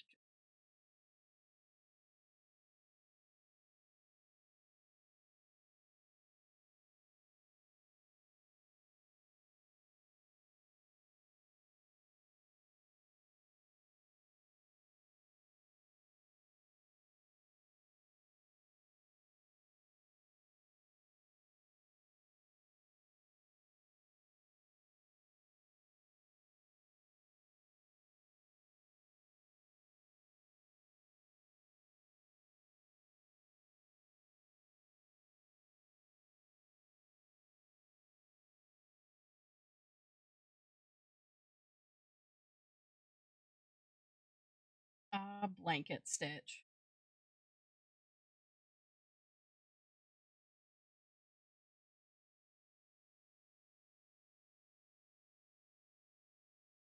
Go.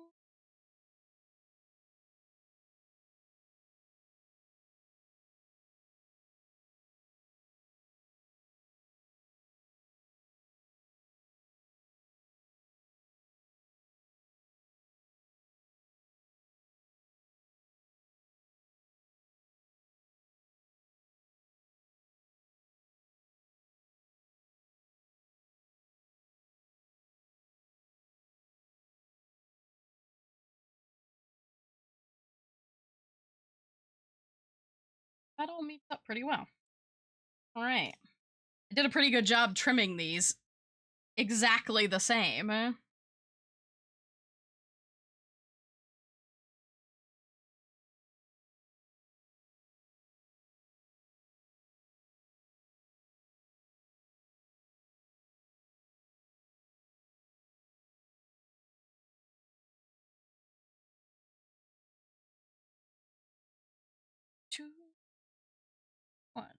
to believe it.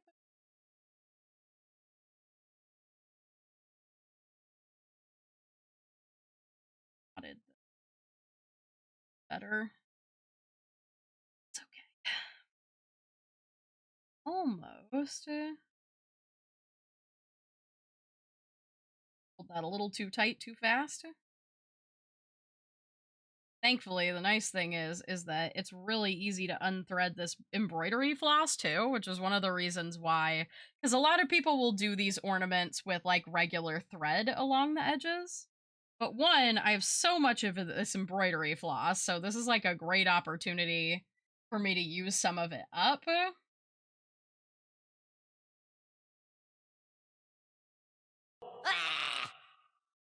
Blah.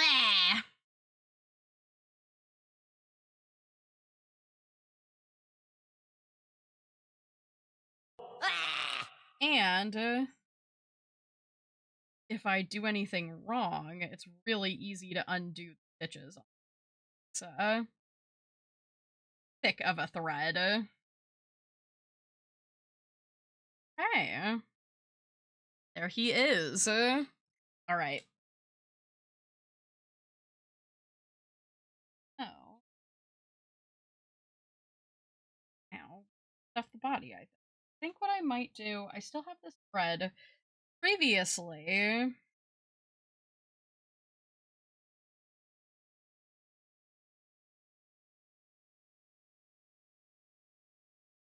Pulls out still.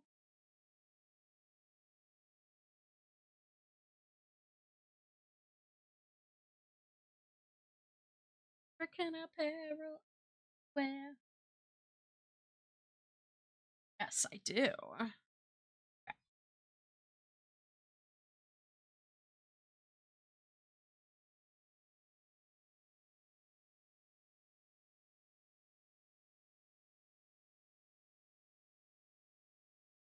Same length. I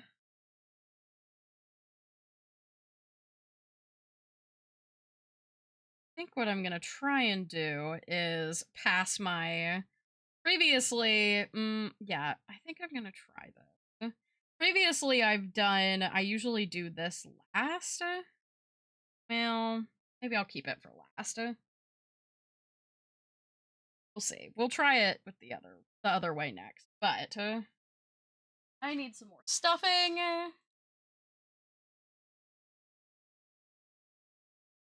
Coda abandoned me. We were big chillin'. I was invited to go play Final Fantasy, and then they accused me of cannibalizing them. I was eating oranges, and I don't want scurvy. Oh my god, they accused you of cannibalism and then abandoned you? Wow. I can't believe this. It's okay. Coda abandoned me and Panda last night, too. He was like, there's another VC and I want to see what's happening. And he just left. He just left like that. And I was like, wow. Wow.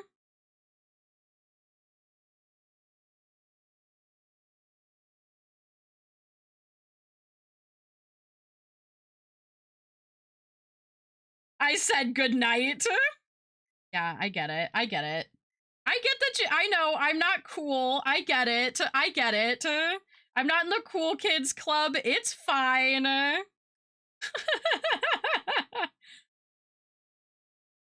How dare I want to hang out with other friends? Yeah, you monster. Hey, you monster. Bitch. I never said that.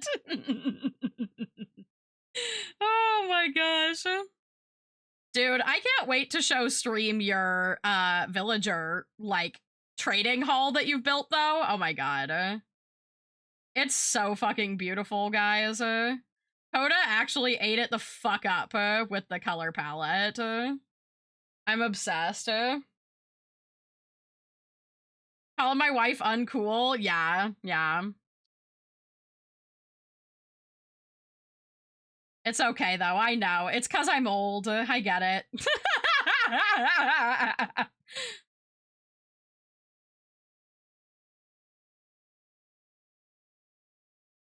I was working on a bee house that Flam accused me of bee abuse. Yeah, Flam does that.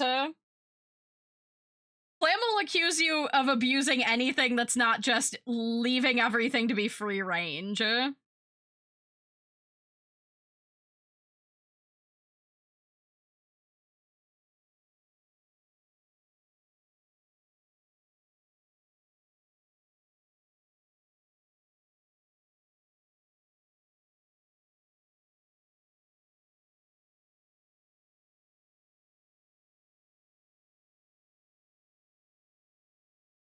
Little bit stuffing, a little bit more stuffing for the head, I think. There we go.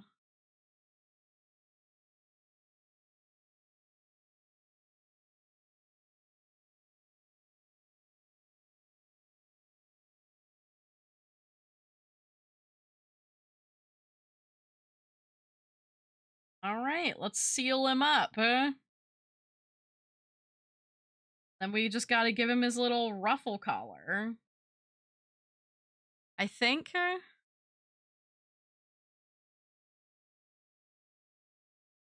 might be able to finish all 3 of these.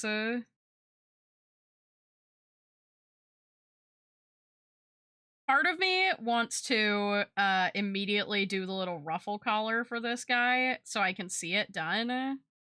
But I want to commit to doing this in parts so I can see how much more efficient it is.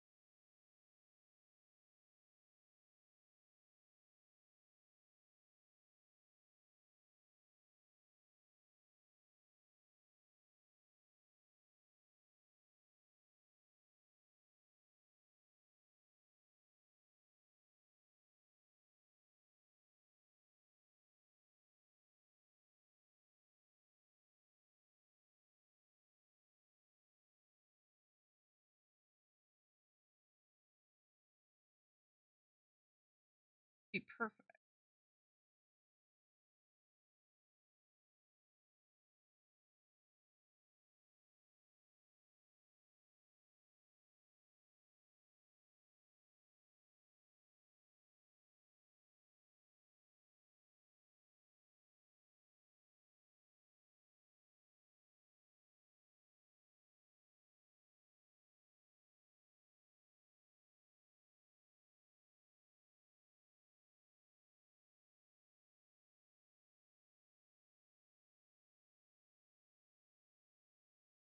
Pass this thread back through the head here.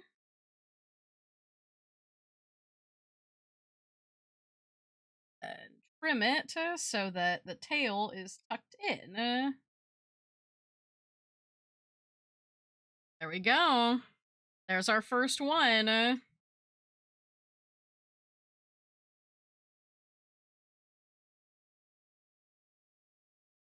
Yeah, this is unfortunately too short of a piece to use as the tie.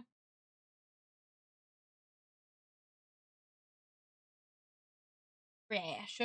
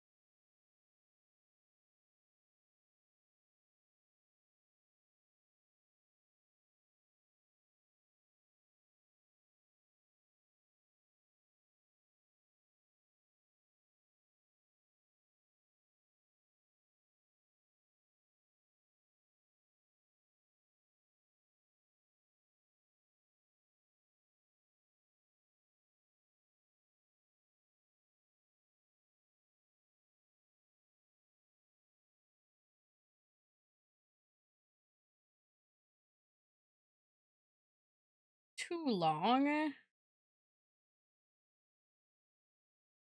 little bit.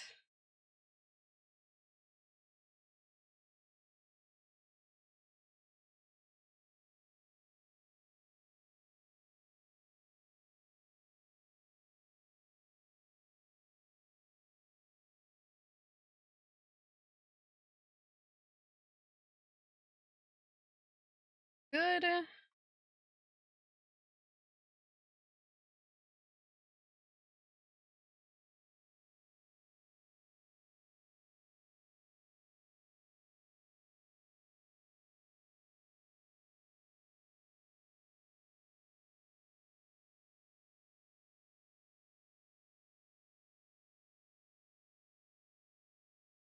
little too much.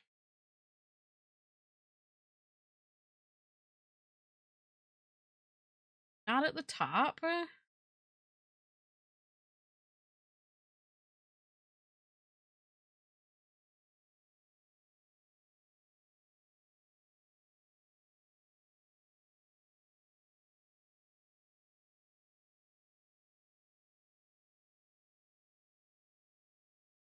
Go. Now we knot it at the bottom. Now that it's secured at the top, I won't accidentally.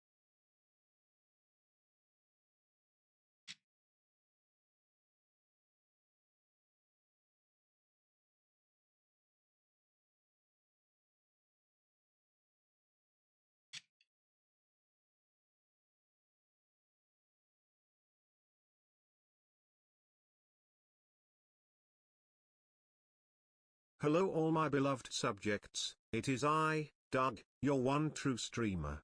Look upon me and rejoice. So true. Alright.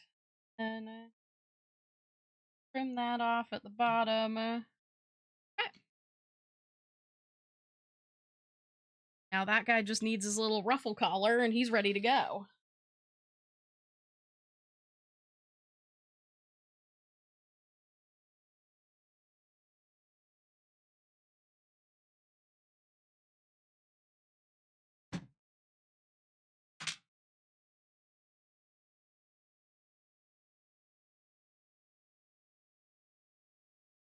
Take my and then we need to get our second frog's little floss going. I have come to renew my glorious subscription to the Art Woman. Do I look like I know what a JPEG is? I just want a picture of a goddamn hot dog. Soki, thank you for 19 months. What a JPEG is? I just want a picture of a goddamn hot dog. frog. JPEG, JPEG, JPEG, JPEG, JPEG, JPEG, JPEG, JPEG, JPEG, I look like I know what a JPEG. Thank you. I appreciate you. Hello, hello. All right, time to start our next frog.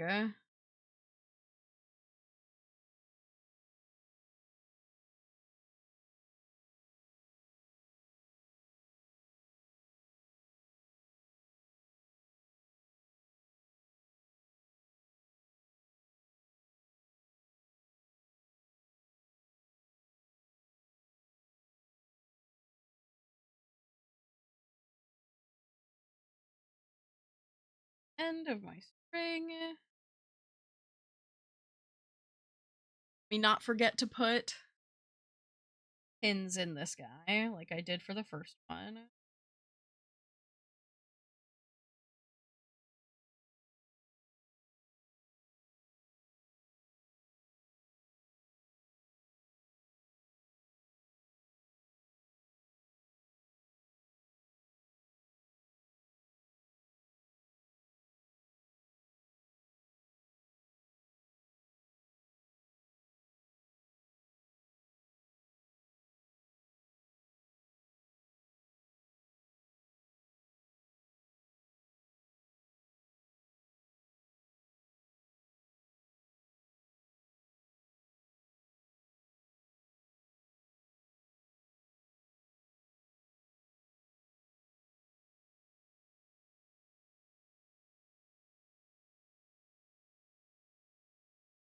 tail side of our frog.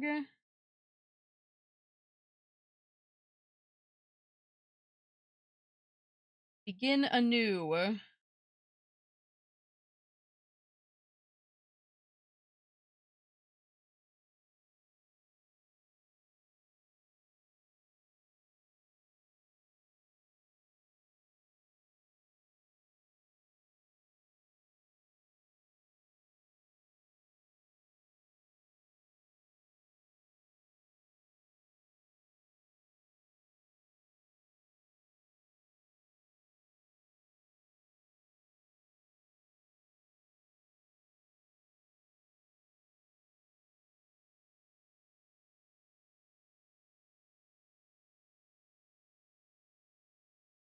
Stanky stank. Hi. What you up to, Bubs?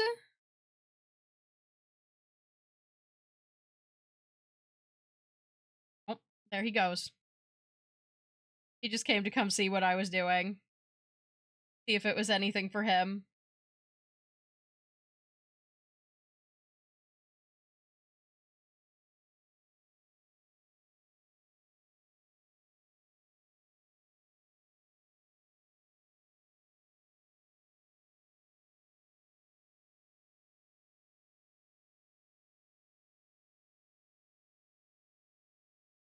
Love Christmas frogs. Oh,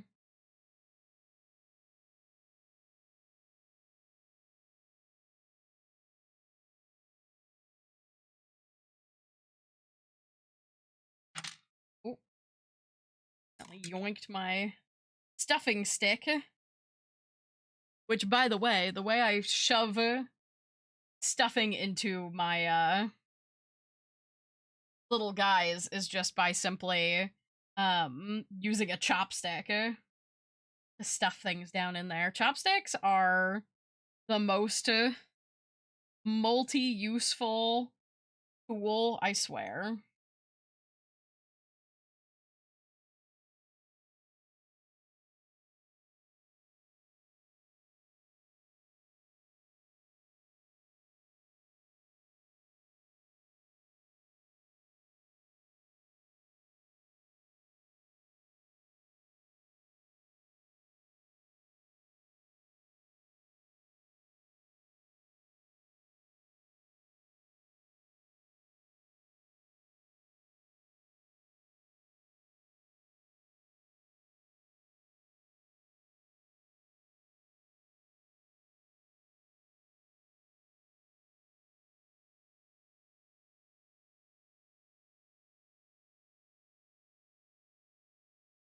Froggies look great, thank you. I do think they're coming out very cute. It's a good use of this, like, lime green fabric, too.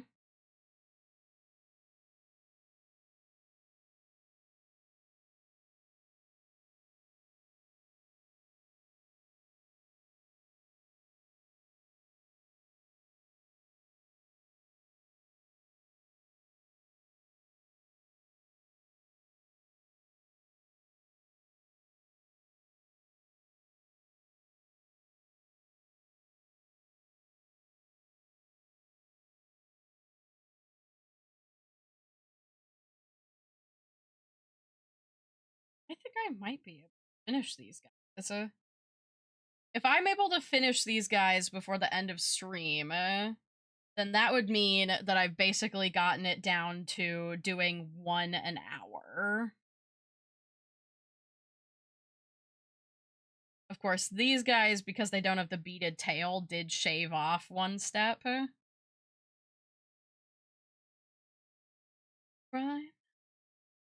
You don't wanna be any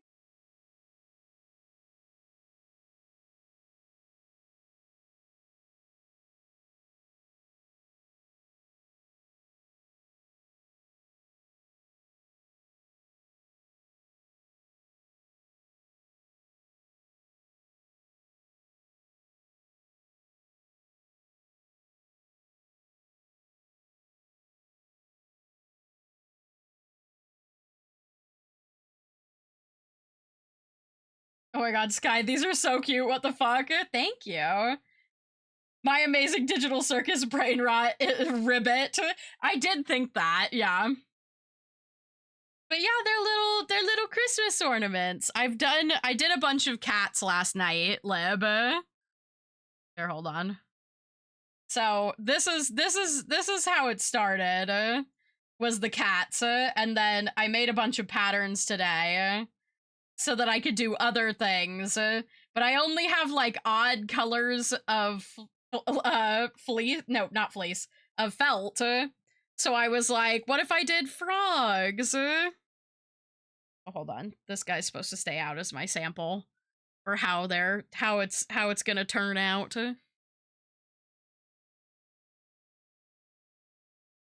That guy just needs his little ruffle.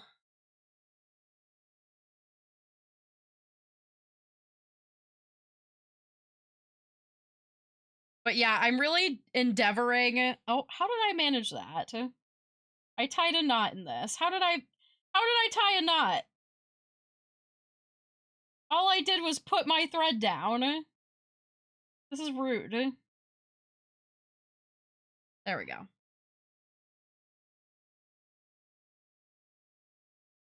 I was going to trim his foot.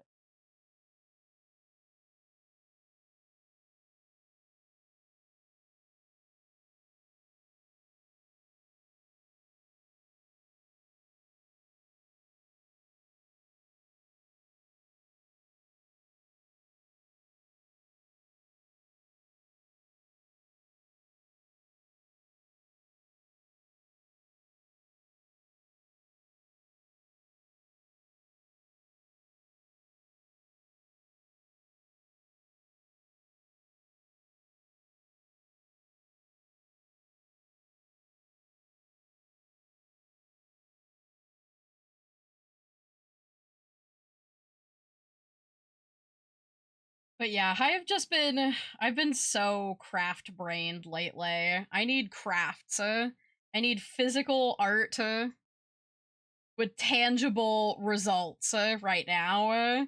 It's what my brain desires. Imagine a little garland. Yeah, I have a bunch of different species already drawn up. So I started with the cat, and then today I did the frog. I've got a bear. I've got a little bird, a dog, and a rabbit.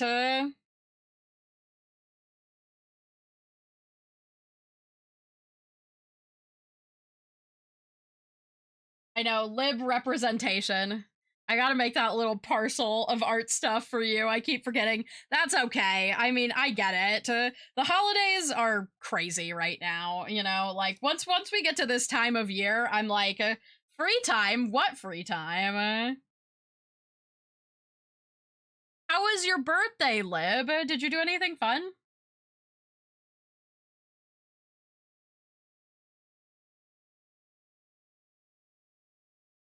It was good? I'm glad. Did you have, like, a delicious fancy meal or something? Doing my big celebration stuff on Sunday. Oh, yeah. Are you doing, like, a family celebration on Sunday, too? I know you're doing your birthday stream on Sunday. We had tacos. You know what? Sometimes that's the vibe.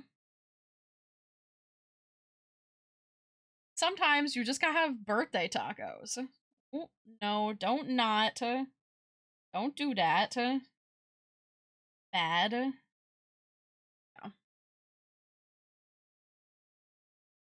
I got cake, Adam got me hanji, and we had tacos. To be loved is to be known.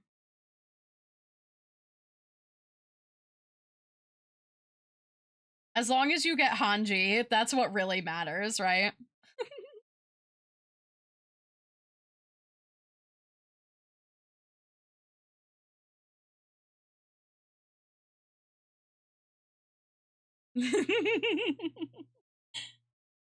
I'm glad to hear it was a chill birthday, at least, you know? Sometimes that's all you can ask for. Lib, have you applied for any other conventions slash are like because I know we both applied to Anthro New England and both got waitlisted. I'm just curious. I have been getting so many rejections, dude. Even cons that, like, small cons that I've been accepted to previously, I've been getting waitlisted. You're going to AnthroCon? I applied for AnthroCon too! Oh my god, Lib. I hope we get into AnthroCon. Did you apply for dealers or are you going for Artist Alley?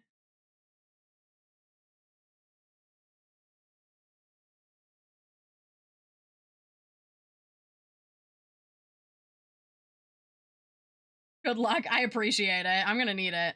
I'm hoping that, like, I applied for dealers, but I'd like to do, but I'd do AA. Oh my god. Okay. Maybe we can, because I also applied for dealers, but I would also probably do AA. I have to revisit their limitations and see if I can get away with bringing some plushies with me. But I would really like to get into dealers. I haven't gotten to do dealers in 1,000 years. If I get in Sky, I'll ask if we can share a table. Yeah! Oh my gosh, that would be amazing. That's what I do with a friend for A&E. Yeah. I'm down to share. I'm totally down to share.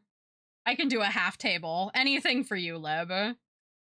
So we can finally actually meet. God damn it. We've been trying to be at the same con for so long. I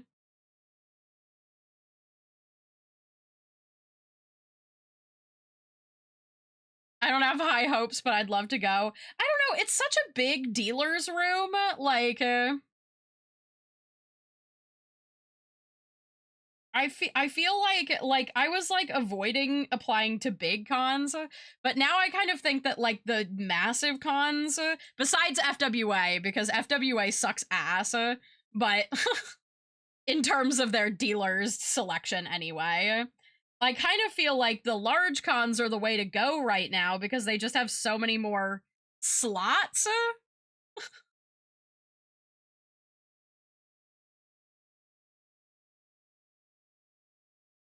But yeah, I applied for Anthro Ohio, which I was accepted into last year, and they waitlisted me this year. And, like, all of my friends who were accepted last year were waitlisted again this year. And I'm like, who the fuck did they get in this year? Like, if it's all the same, like, 10 huge booth dealers, I'm gonna be so pissed off.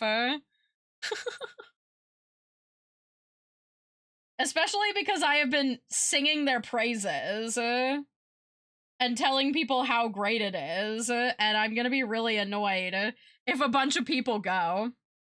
I've never gotten dealers at my only local FurCon. Yeah, like, it's because all of the fucking den heads are just accepting the same, like, 5 fucking, or like 10 giant furry dealers now. I'm getting really sick of it. Like, I'm so, I'm so happy for the people that have, like, been able to have really successful, massive businesses. But the problem is that conventions are aggressively cracking down on what you can bring to Artist Alley in a way that doesn't allow for, like, any pre-made merchandise. So if you're like me and you have a lot of pre-made merchandise, like my plushies that I get manufactured, Artist Alley does not work for me. And they're like, don't bring this stuff to Artist Alley, apply to dealers. And I'm like, I did apply to dealers and you guys rejected me.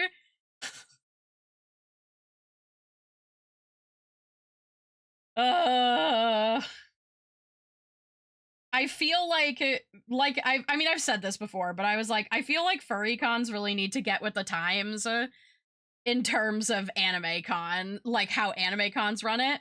I don't think I know the difference, so it's so frustrating. Yeah. So with furry conventions, Poke, and and anybody else who doesn't know this, furry conventions do their dealer's den and their artist alley different than your normal, like, Comic-Con or like a anime convention, because those kinds of conventions can get major brands. So usually the dealer's room is meant for like large brands, and their tables are very expensive because of that. Like usually they're like $1,000, and the idea is that that means that, you know, only large brands and companies are going into the dealer's room, ones who know that they can make a lot, like, they're gonna make that money. And then the artist alley is dedicated booth space for independent artists. They're usually, everybody has the same amount of space, whatever the amount of space is per that event, and they, like, it's meant for independent artists. They usually have some restrictions on like how big your booth can be and stuff like that, but no restrictions on like what you can sell. That's how anime cons and artist alleys work, or anime cons work. With furry conventions, because it's a much smaller community, you, like, previously, because there was no such thing as like a major furry brands when this format started, like the only major brands were like fursuit makers, and even then they didn't need more than like 1 to 2 tables for their space. So the way that it worked or like the way that it started with furry conventions is that like people who were making or who had gotten to the point where they could like in their business make pre-made merch would apply for dealer's den. Dealer's den was meant for like larger artists. You'd usually, still most of the time, people would only get 1 table, and then they would have like some dedicated like booth spaces. And then artist alley, because furry is such a space that's specifically dedicated to people wanting art of their personal characters. Artist alley was intended for people who were like doing art at the convention. They were taking commissions at the table that were being completed like either that day or by the next day. And those people would sometimes have like a small amount of pre-made merch, but generally the intention was that if you were in Artist Alley, you were meant to be taking commissions. Like that should be a majority of what you're offering. And then you just have like a couple small items that are pre-made.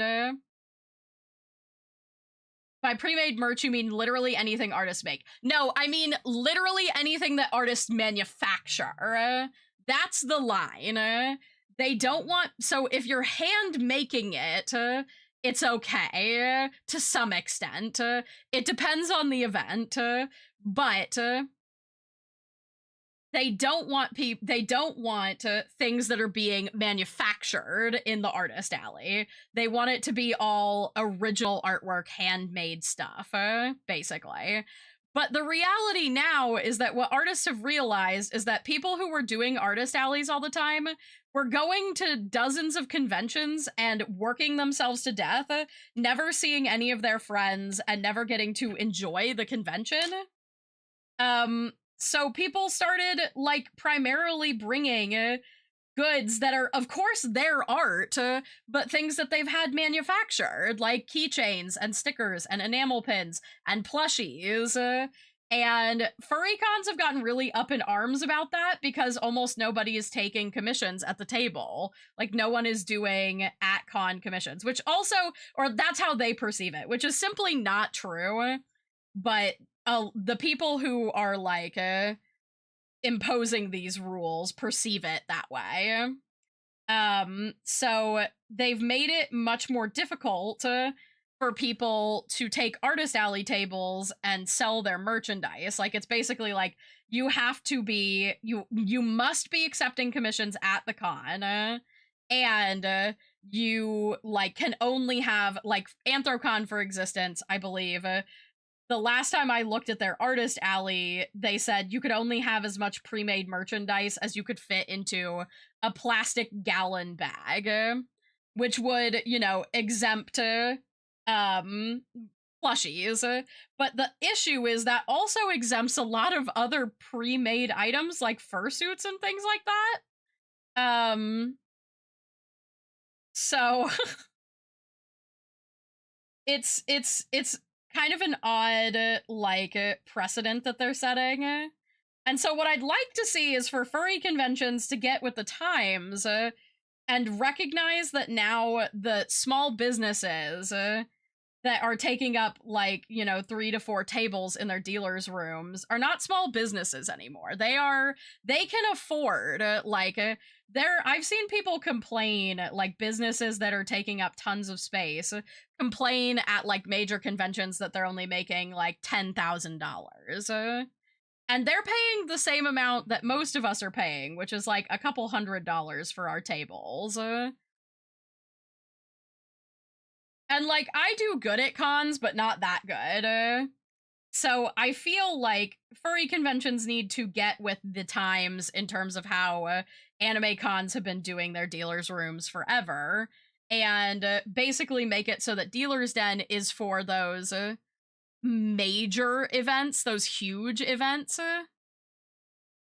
and Artist Alley is still I forgot to mention the main rub with Artist Alley as well. This is the main differentiator between anime cons and furry cons. At anime cons, if you're in the Artist Alley, right, you have a dedicated space that you come back to every day.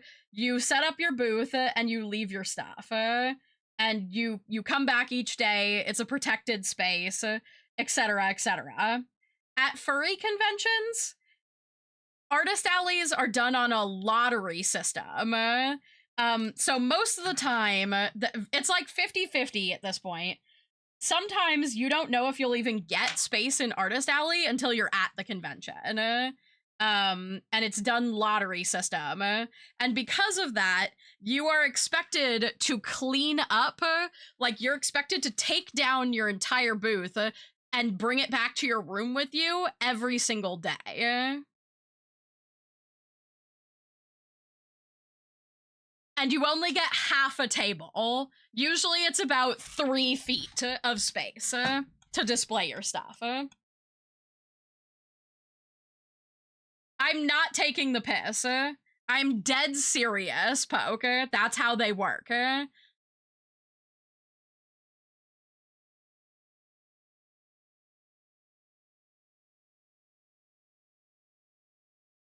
I know. But here's the thing. Previously, like before the furry boom of COVID, that was a perfectly fine system because furry was not an incredibly popular subculture. Like large conventions were hitting, you know, 5,000, 6,000 attendees. And even then, it was almost always guaranteed. Like, most of my small vendor friends would get a table every year for Anthrocon. I would always, you know, anytime I wanted to do Artist Alley, I could totally do that. You know, I could get in, no problem. And it was pretty easy to make the amount of money that you needed to pay for the convention because conventions were cheaper to go to. But now, most artists can't justify going to a convention if they don't know that they're going to be able to make money there, because it's so much more expensive to attend.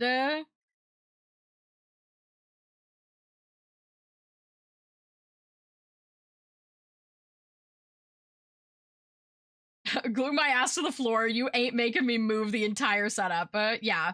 What's even worse is that the last time I did Anthrocon, they had a pre-selected lottery for the slots in Artist Alley, and we had dedicated space that we were expected to go back to every day, but they still made us take our entire setups down every single day. which doesn't make any sense to me. Also, it was in the same room as dealers, and dealers is protected, but they were like, we won't protect your stuff if you're in Artist Alley. And I'm like, it's all in the same room. What do you mean? Thankfully, one of my friends was in dealers, and so what I would do is just wheel my stuff over to her table and stuff it under her table at night, and then pick it up when I came back the next day. But, like, it just seems silly to me to have dedicated spots that you've pre-raffled to the artists, and then not just let people leave their stuff. It makes no sense to me. And now some cons are doing these weird, like, in-betweens that they're calling, like, marketplace stalls, which are still, like, half stalls, but you're allowed to leave your setup. So it's for, like, oh, if you're in between dealers and Artist Alley, but the reality is that it's just dealers that aren't getting accepted into dealers, like...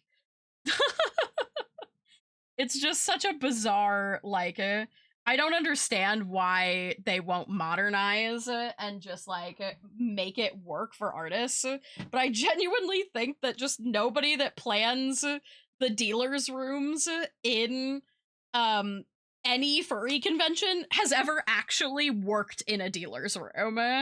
Like, I think there is not a single independent artist employed on con staff. Sounds like it needs a restructure. Yeah, it does. It desperately needs a restructure.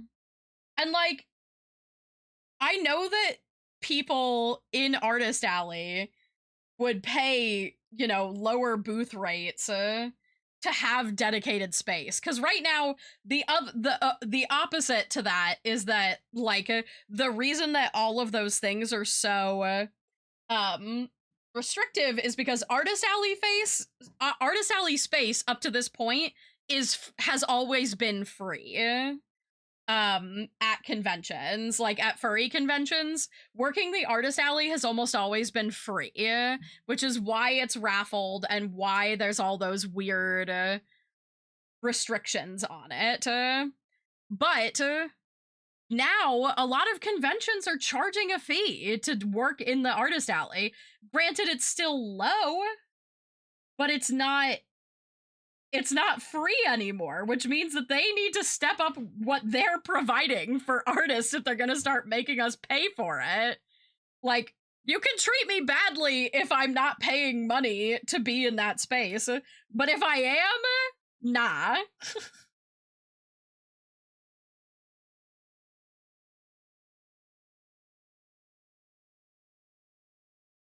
But I would much rather have an Artist Alley where I paid $100 for my Artist Alley table and got to leave my stuff, but didn't have to compete with massive furry, like, brands that have, you know, 10-foot tall setups and shit like that.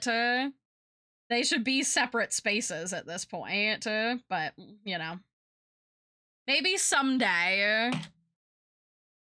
someone will take over a convention and actually learn, you know, how to update things for real, but who knows? Anyway, I'm done complaining. I'm sorry. I had to go on my little bitch fest there. Chat. It's just driving me insane. It's killing me. I've been rejected from so many conventions, and I'm like, conventions that I've been accepted to in previous years.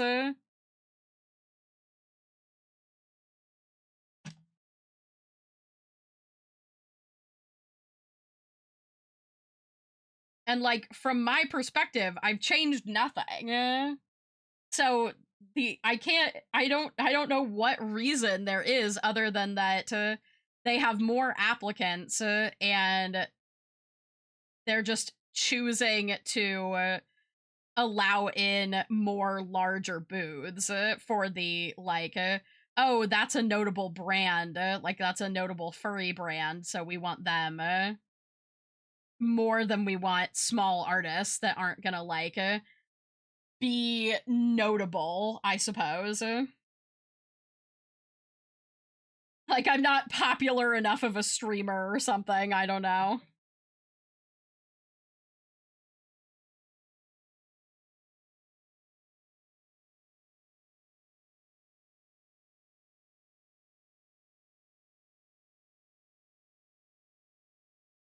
There we go. All right, time to sew the last frog. And then they just need their little ruffly collars, and then we'll be done.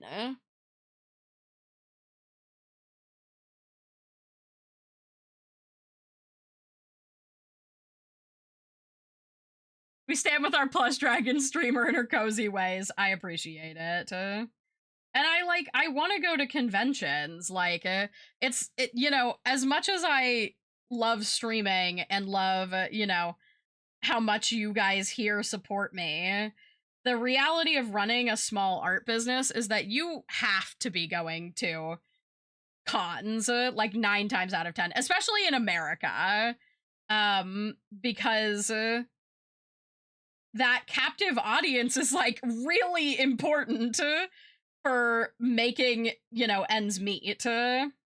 And I'm lucky enough that like I'm not gonna like, you know, we're not gonna not be able to pay rent and stuff like that if I don't get into cons. But I also like working cons, and I like getting to like meet, you know, people in person and stuff like that. And it's so much better, like it's so much nicer to get to like meet fans and stuff like that when I'm working, you know? A lot of times, because it's just not like, it's not feasible for me to be like, hey, I'm at this con, if anyone wants to meet me, I'll be in like this location, you know? Because most of the time when I'm attending a convention, I'm always on the move. Like with any con, when you're just attending, you're going places, you're doing stuff, you're moving around the space. Whereas when I'm working, I'm in one dedicated spot. So it's easy to come find me and be like, hi, how's it going?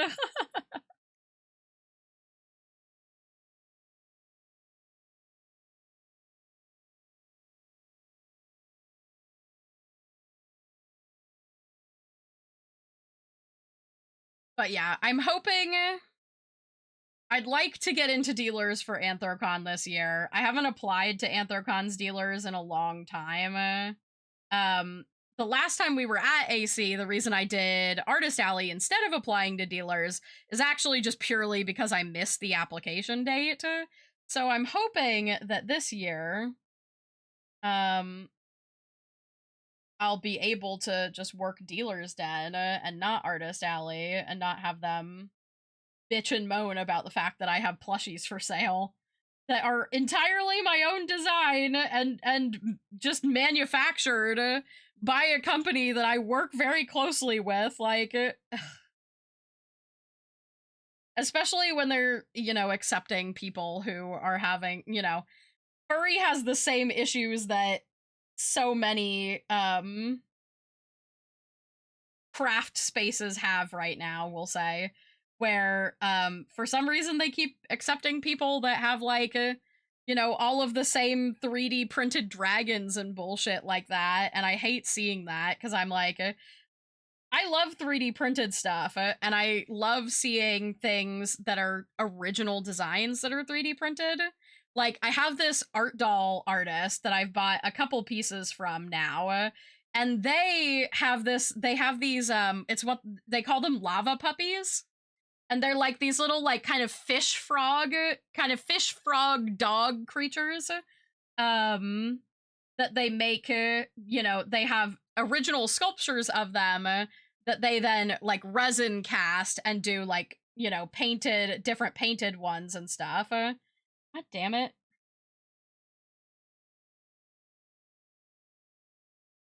But they also do little tiny, like, D&D accurate 3D printed versions of them, which I think is such a fun idea. And then they have like a little stat block, so they can be a custom creature that you can add to your D&D game or like to make an encounter for your party, which I think is an awesome way to use 3D printing. It's such a great way to use 3D printing. And that's the kind of thing that I want to see, where it's like, oh, you're making like a 3D sculpture. I love seeing you at Anthrocon last year. Exactly! Well, it wasn't last year, it was 2 years ago. I wasn't there last year. But, yeah. I love being at cons and being accessible to people. And it's much easier to come, like, to be like, oh, I'm gonna make some time to go, like, meet Sky when I'm just at a table working. Rather than just, like, hoping that you happen to encounter me in the convention of 16,000 people. And then on the other hand of that is that, like, it's so fucking hard to get a room at Anthrocon that I'm partially like, I feel like the only way I can even get a room is if I am in the dealer's room block.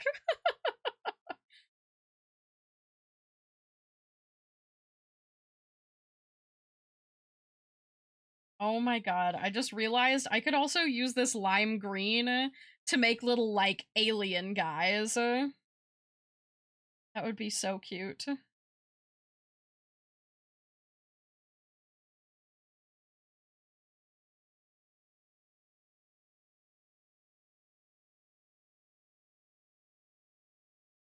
So, long story short, I want to go to Chat, conventions I'm a and niche work, internet and they won't let me. They won't take my money and allow me to sell my goods and meet people, and it's annoying me.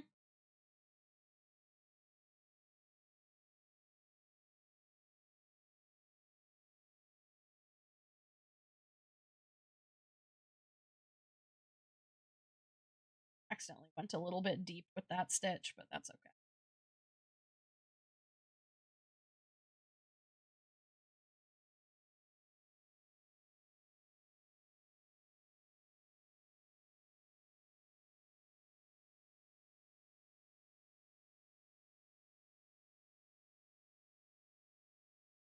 Okay.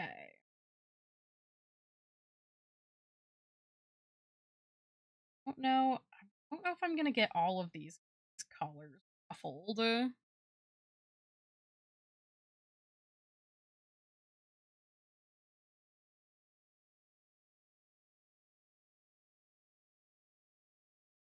But I think we, like, really started working on these time-wise at, like, an hour in. Ah! Stop nodding. I'm so annoyed with that. It hates me.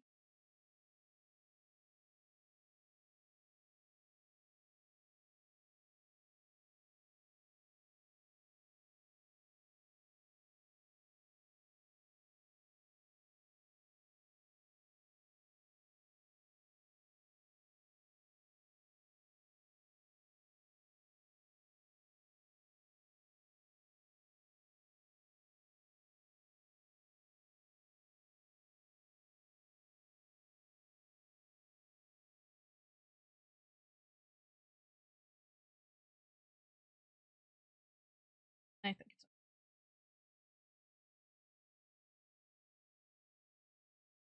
over.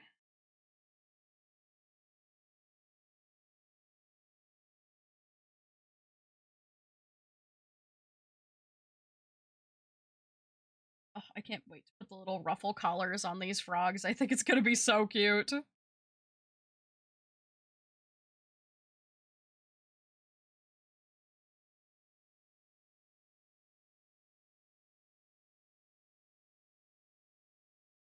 My mother went to a Ren fair. She got home and was like, I got you a gift, and it turned out to be a stupid 3D printed dragon. Oh no. I had to sit her down and explain that while I appreciated the thought, I am viscerally upset by the stupid plastic landfill bait. Yes, literally, Greg. Oh my god. Like, it was cute when they first started to exist in the world, and like, you know, when people were making their own designs and stuff like that, I was like, this is great. But everybody makes the same 5 stupid little plastic dragons. It's always the same ones. It's the little crystal dragon. There's like, oh my god. It just drives me nuts. It's so painful too, trying to explain it. And then like, oh my god, all the 3D print bros, and I say bro gender neutral because there are plenty of women that participate in this, that like, I think I talked about this a while ago, right? Where the first girl, like there was a woman, I should say, who has a glass, like a stained glass business. And she was complaining about 3D printed stuff well before it became like popular to complain about the 3D printed stuff, right? And the 3D print bros got so offended by her speaking her mind. Yeah, bruz. Yes, the bruz. That they stole her designs. Like, she was doing these really pretty little glass, like, sardine tins and fish. They stole her designs and they started 3D printing versions of her artwork, basically, and selling them for super cheap, because everything that comes out of a 3D printer is cheap plastic, you know? Like, the way that you finish a 3D printed thing is what gives it, like, value and quality, but nothing that comes fresh off a print tray is, like, super nice or going to last for a long time. Nothing that I've ever encountered, anyway. Let me put that caveat on there. And like I said, I don't have an issue with 3D printed items. Like, Tech Husband has a 3D printer and has 3D printed things for me, but I would not, like, I would not sell anything 3D printed that I didn't design myself. And, like, I have friends who sell 3D printed items, but they are modified 3D printed items, and they do all the designs themselves. I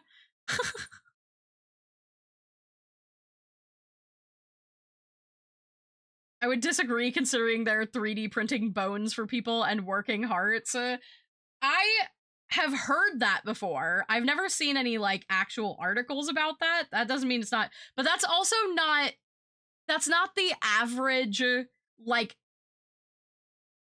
you're arguing apples and oranges. Like, you're arguing just to argue there, because medical 3D printing is not the same as craft fair 3D printing, okay?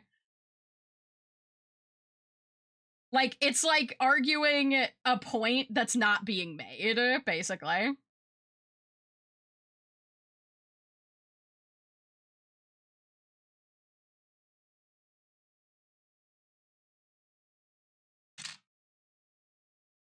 But yeah, it was basically them, like, intentionally trying to take down her business because she said that she didn't like that craft fairs were full of 3D printed stuff.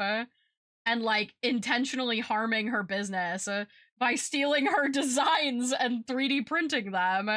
It was just, like, so insane. And I remember at the time, like, seeing her thing and being like, yeah, I agree with that. Like, I'm tired of seeing the same 3D printed items over and over again.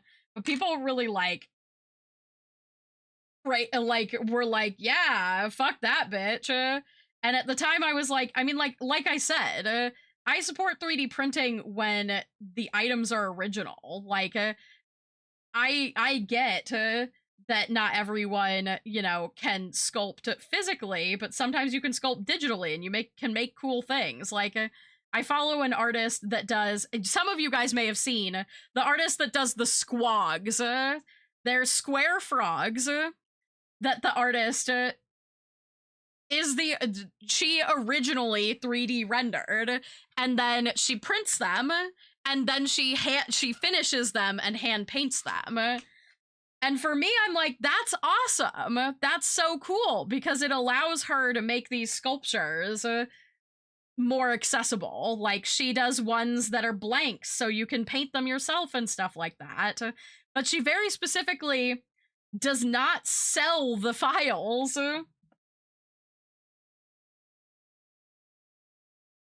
So that they can't be produced in mass like that. And I respect the hell out of that, because she'd probably make a lot of money selling the files. But because it's her artwork that she wants to maintain control of, she doesn't sell the file. And you know. Also, I genuinely think that the value of them, like, her sculpts are really cool, but what's really cool about it is watching her paint them and, like, talk about her process. I think that that is what's really neat.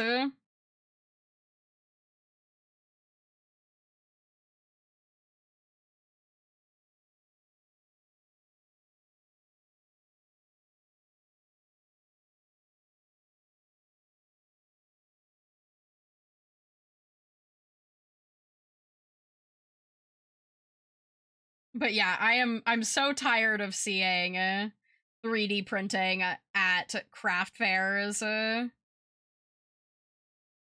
I feel especially bad for people who, like, don't understand it, such as, you know, Greg's story about their mom, where it's like, they're like, oh, these things are so cool. They don't understand that that they're not, you know, original designs made by the person selling them, and that they're not, like, quality items, you know. Also, I'm so shocked. I guess because Ren fairs are kind of like a niche market, maybe they're struggling to fill their spaces. I've never, like, I mean, my stuff isn't really Ren fair appropriate, so I've never even, like, considered trying to apply for a Ren fair. But I wonder if it's like they're struggling with filling their slots, so they have to allow 3D artists in, or they have to allow 3D printers in, I guess I should say. Because I feel like 3D printing stuff doesn't really match the theme of a Ren fair either, to be honest.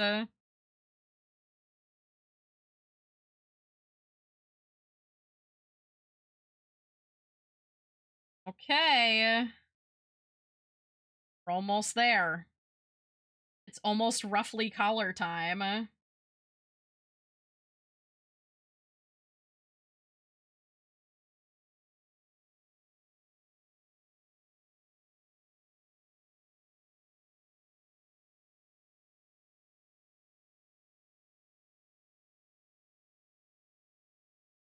Sorry for my 3D printing rant. But I just, like, I want to see people express their own creativity, and it feels a little bit like the AI trend come to life writ large. Dang it, I think this is too short. Just ever so slightly too short, maybe. I might be able to get away with it. This one just being a little bit shorter. I don't think I have any other threads that were long enough.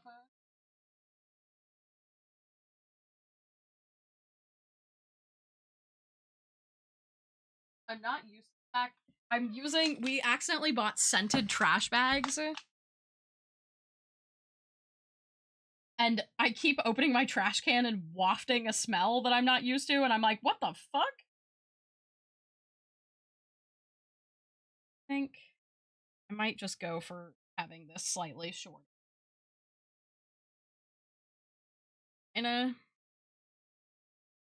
It's so real, though. I used to get excited about the dragons and stuff until I saw them literally everywhere. Yeah, exactly. Like, at first, it was a really cool, you know, like, oh, wow, this is really unique. Like, what a cool way to, like, bring your art to life. And then we all realized that it wasn't their art. It's just something they downloaded on the internet and printed in mass. And then I was less impressed. Oh, almost lost my thread immediately there. Let me see here.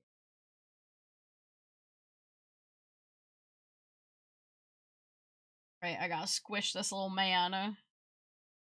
Oh, that got... Oh. Close. Close. Gotta squish him down. That's my Sky T rant for the day.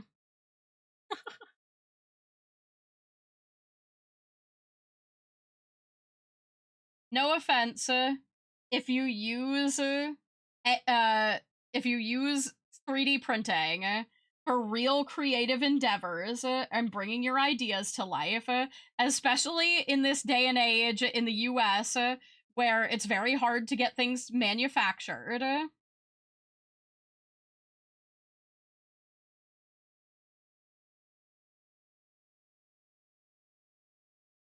If this is how you're sustaining your business, I understand. However, if you are taking table space from actual independent artists so that you can mass print 3D stuff that doesn't, like, belong to you, or that isn't your original design, especially in the furry community where table space is really limited, we have fucking beef.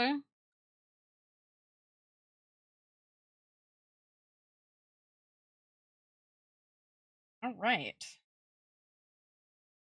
And that's my Sky T rant for the day.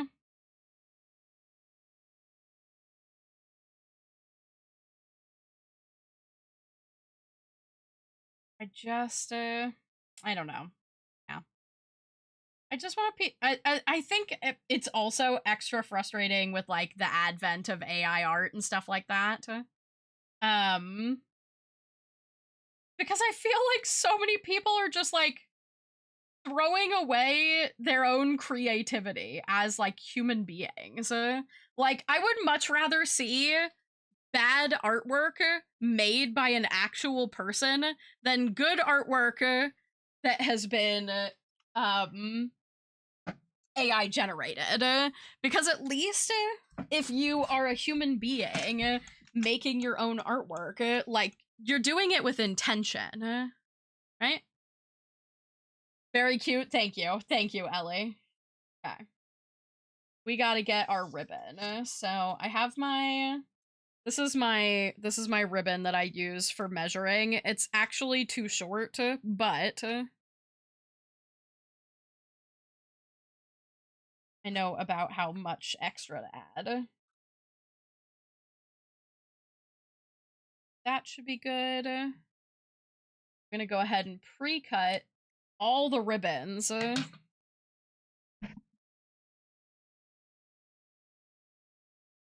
Then I could finish all of the ribbons at once. Then we just have to ruffle them. And I think that my favorite thing about ruffling ribbon, like making those little ruffles, is they look so fancy, but it's actually so simple to do. It requires, like, a very little actual effort. It's just a little time consuming.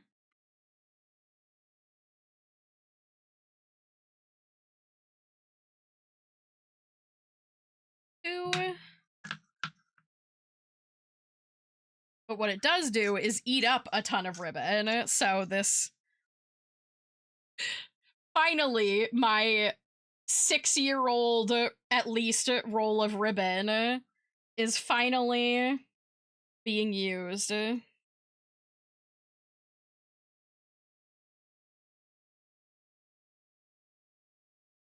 we go. 3 ribbons ready to go.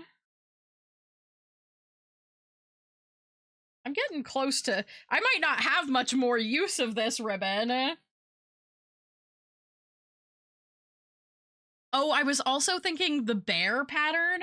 Hold on. This little bear could also be used for doing, like, otters. The ears are a little big, but I think if I did, like, a little, you know, muzzle, it'd be so cute. They will be such distinguished gentlemen. Exactly. Okay, so... let me see how much thread I have left. This should be enough. Yeah, this will be enough thread for 1 ruffle. So let me go ahead and tie this.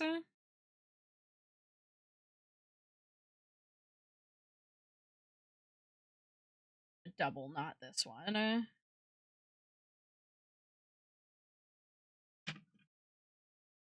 Yeah, gentle frogs. So true, so true. Okay, I'm gonna set that there for a second. Now we need to seal the ends of our ribbon. If you remember, we've got our... all we gotta do is just bring the flame. You don't even have to actually touch it. You just have to get it close enough to melt the edge. So you get, like, kind of a hard plasticky edge. Because... and that keeps your ribbon from fraying. Which is really nice. Hi, Newt!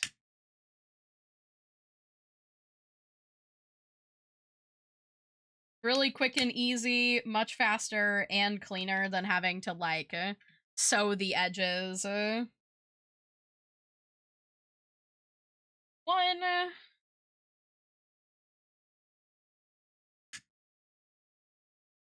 You never want to use these synthetic ribbons and leave the edges raw, because they will shred instantaneously.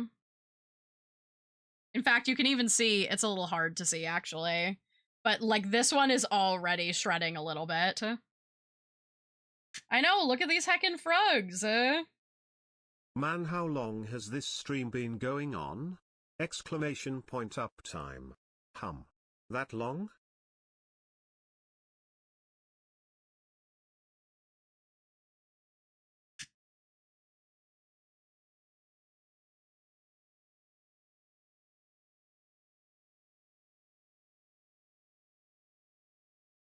I think it's so funny because if you didn't know what I was doing here, it would just look like I'm holding a piece of ribbon and a flame, like, very vaguely together, but not fully together. Not enough to light anything on fire, visibly. It almost looks like I'm doing nothing.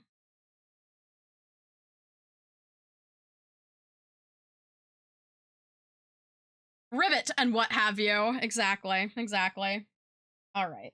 Now I can set 2 of these aside while we ruffle the first one.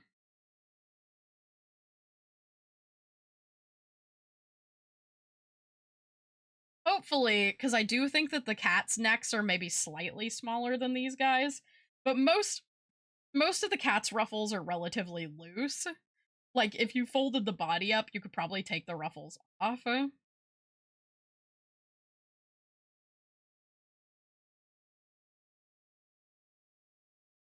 Now you just start folding the ribbon back and forth on the needle. You want to do this, like, kind of at the... you don't want to aim for the center, ideally. You want to do it at the narrow, or, like, on one side. Whichever side you prefer. I can speak words. And then basically where you're gathering the ribbon is where you're gonna attach it. Like, you're gonna face that end towards the little plushie's neck.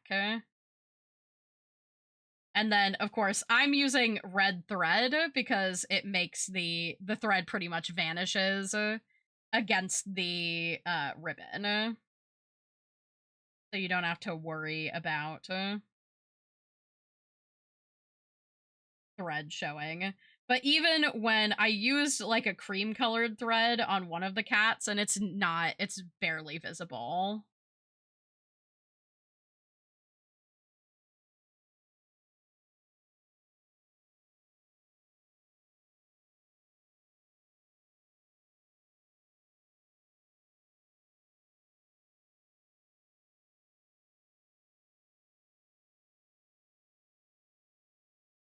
thing. I'm doing an extra tight little ruffle for the time being, but then I will allow it to loosen a little bit, and I'll adjust it when we actually attach it to our frog.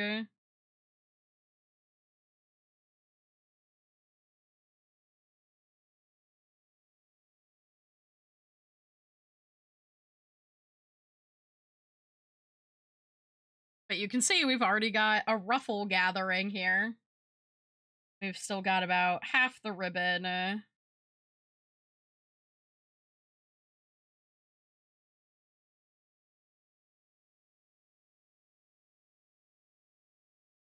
it doesn't really matter. I mean, it would probably look a little better if I did the exact same stitch length every single time. But it really doesn't matter for something this small, because nobody is looking that closely at the ruffles, and if they're the same length. Well, someone might, but I feel like they're probably the fun police if they do.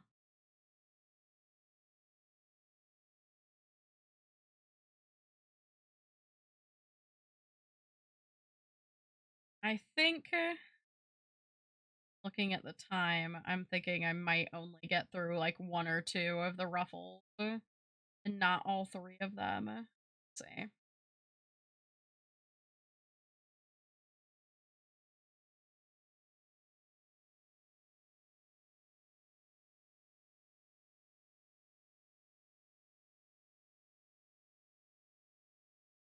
The only thing I don't like about doing this is that it starts to annoy my finger to push the the tiny little needle through.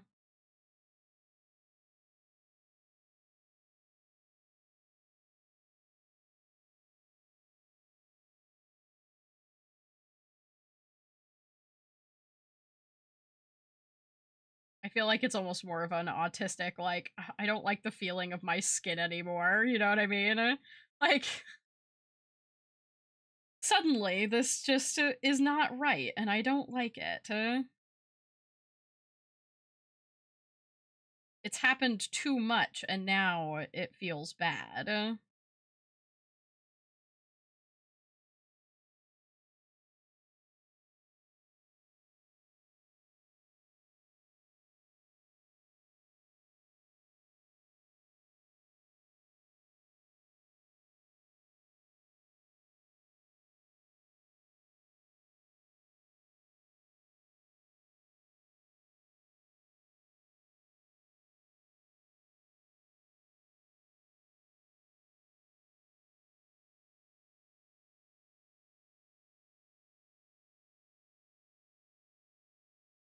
And now I'm hyper aware of my skin on my arms. Oh, I'm so sorry. I did not mean to trigger anyone. I just struggle with that sometimes. Especially when I do a repetitive motion, like, it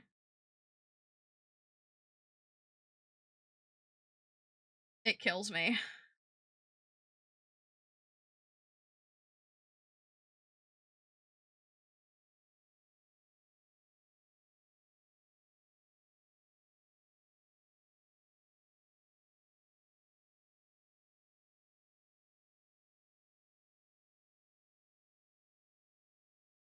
Mr. Brightside for the frog? Frog Mr. Brightside? Gonna be perfect.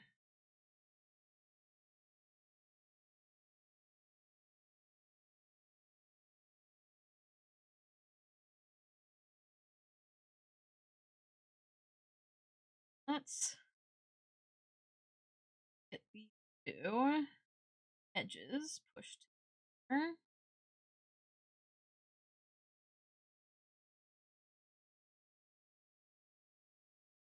Put a couple stitches through sides.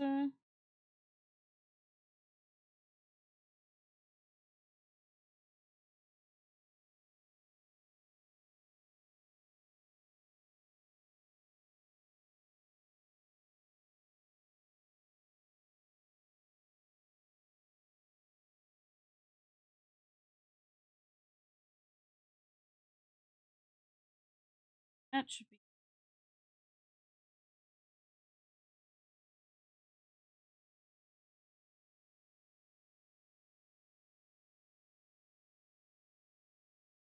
Actually, Ruffle is kind of loose. Will definitely be easy to take off of him. Made that a little tighter, actually.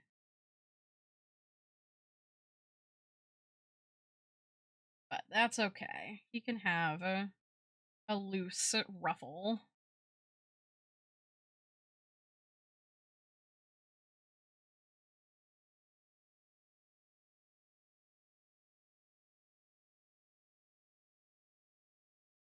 Actually, tighten it. Sewing.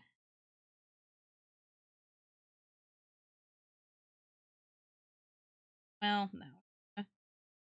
Loosen some of them. That's be loose. Doesn't matter if it's easy to take off. Okay.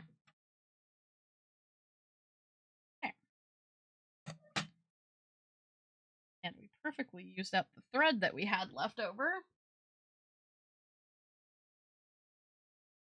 There we go. Our first little frog is done. He completely loses his neck. He has no neck. He is just frog. Yeah, it's so weird. It happens sometimes when I'm like, you know, like when I'm like when you're like holding someone's hand and they're like if like Tech Husband will hold my hand and if he rubs his hand like thumb over the top of my hand or across my fingers or something, like I like it until I don't. And then I'm like, "Oh god, I wish this like I need this to stop like immediately." It's so bizarre. Brains are weird. So say I. That's so real. Okay. I'm glad I'm not alone in this. Alright, let's do our next frog ruffle. Need some more thread.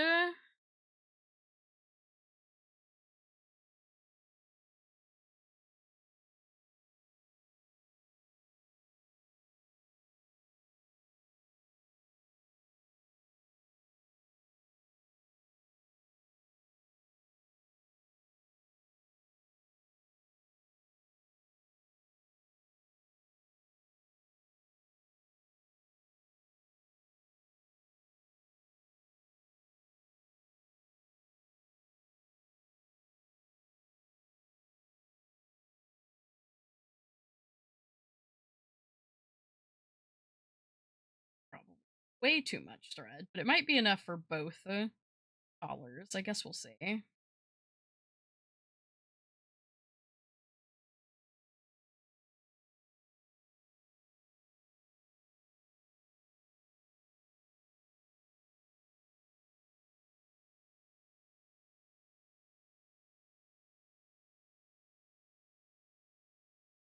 Not tangle, you motherfucker.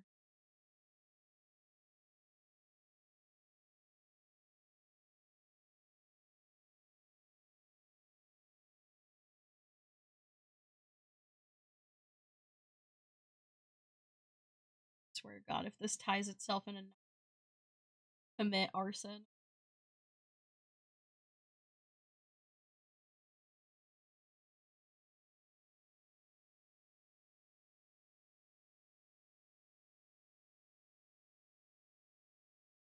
Why are you doing this? Alright, I will cut my knot off and untangle this for whatever reason that it has decided to be a bitch.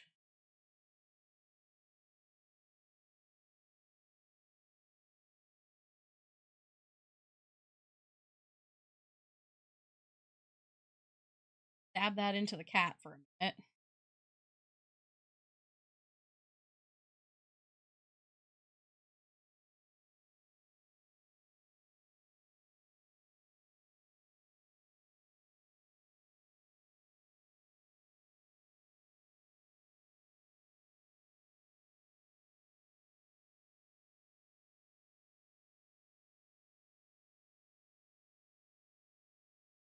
And there are just dogs barking up a storm outside my house right now.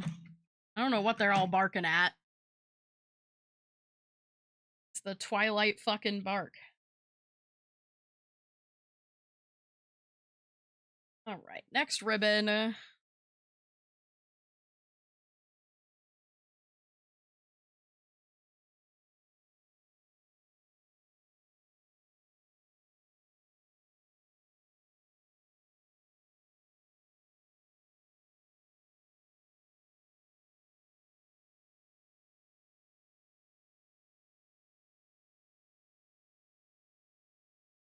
Oh man, I haven't talked about Critical Role in a hot minute. But is anybody else watching the new Mighty Nine animated show? Because I'm eating it the fuck up. Oh my god. I like really became I have been watching Critical Role since campaign 1. But I got really invested in campaign 2, which is what the Mighty Nine show is about. And I am loving it. I am enjoying it so much. Like, I love Vox Machina, but it's just a different vibe from the Mighty Nine. Like, Mighty Nine is so much more found family dynamic than Vox Machina is. Vox Machina is so much more like everybody hooks up at the end, you know? And I am really enjoying, like, they're doing such a good job with Mighty Nine. I watched episode 1 just last night, excited to see where it goes, because I never actually saw Mighty Nine. All I know about is Molly Mock. Oh man, they're doing a wonderful job with it. We just watched episode 4, which came out this week, today, and I was like crying, genuinely. It's so good. And like it's such good characterization of the characters for stuff that will be like revealed in the future. Like they were really thoughtful with like how they did the plot. I'm really into Dimension 20, which is just Critical Role but college humor. Oh yeah, let me be clear. I consume many D&D live plays. I watch a ton of Dimension 20. I'm behind on Fantasy High right now, but I've seen the first two campaigns of that, maybe 3. I really want to watch Cloudward Ho because I've been seeing clips from that and it looks so good. But I love Abria ZMing, so her games are some of my favorites, in all honesty. A Court of Fae and Flowers is one of my favorite games on there. But so is Misfits and Magic. Oh my goodness. They have so many good games, though. I always recommend College Humor for people who are like, I like D&D and I want to get into D&D live play, but like they can't commit to the fucking 5-hour videos that you know, you have to watch to consume Critical Role. Like, I get it. I haven't had time for Critical Role recently. I want to get back into campaign 4. But like I was so excited for campaign 3 and I watched it. I kept up with it for a long time, but like it's just such a massive time commitment.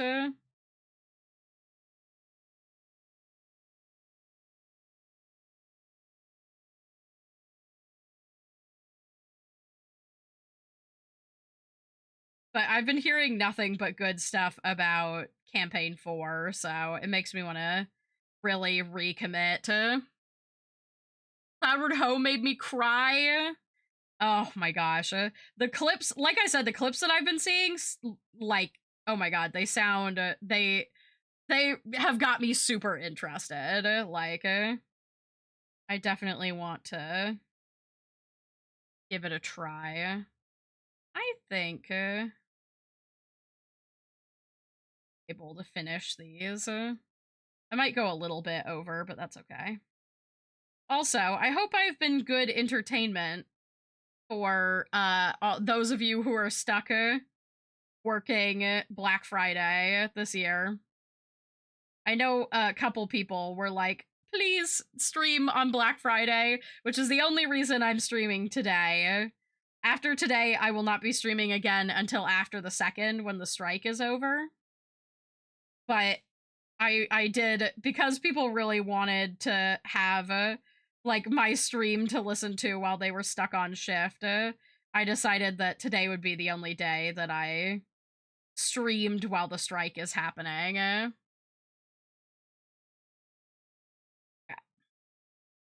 Ruffle is ready for application.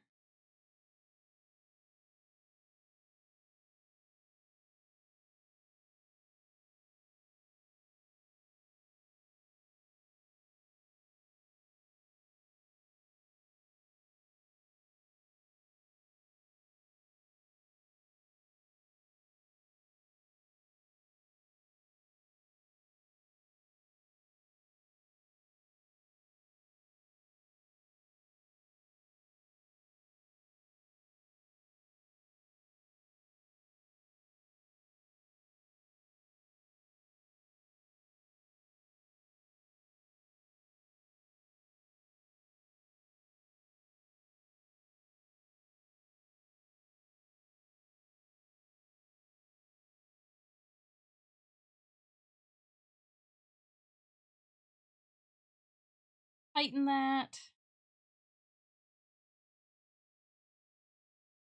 Oh.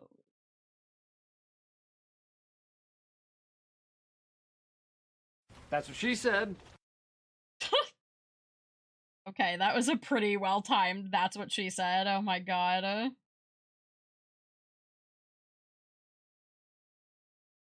They look like little clowns. Yeah, it's kind of like, they're kind of Christmas clown vibes. I wanted them to have little neck pieces, and I do want to put like just regular bows on some of them, but some of them I wanted to be a little bit more like creative on, you know?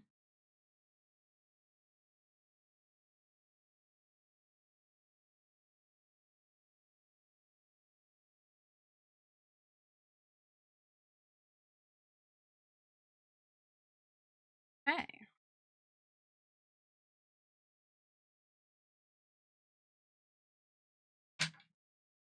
There's frog number 2 done.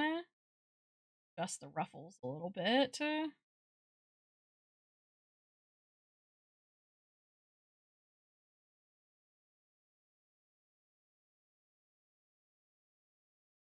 There's 2. Last one. Actually got through that ruffle relatively fast.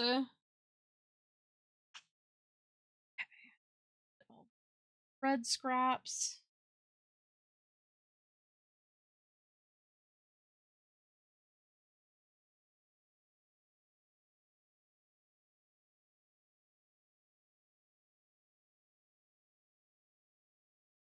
Really need to sharpen some of my scissors. My little bird scissors there need some sharpening.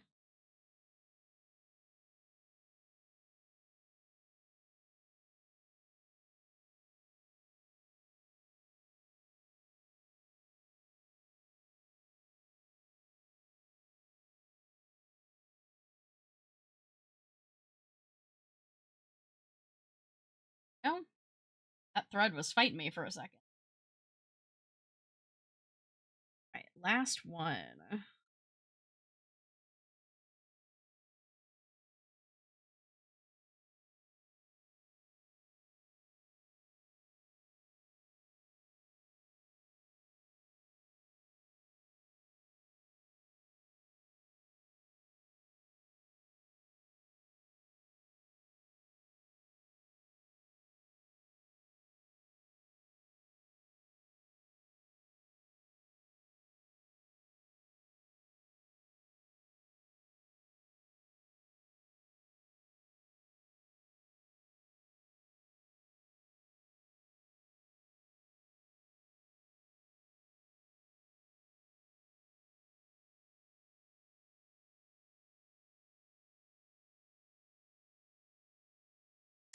Last ribbon.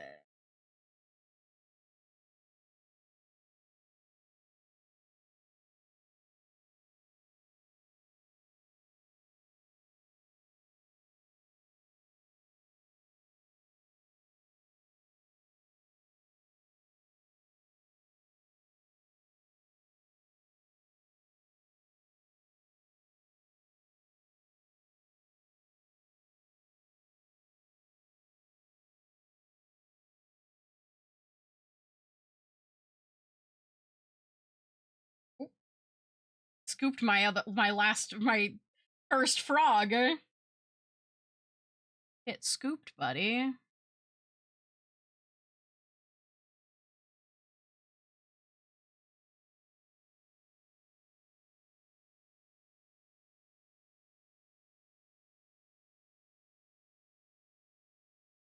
Honey.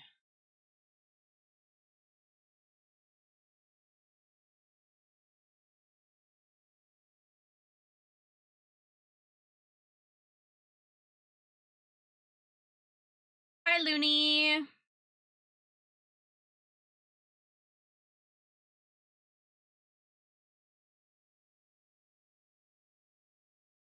God, I'm gonna go have leftover Thanksgiving food. Dinner. God, it's gonna be good.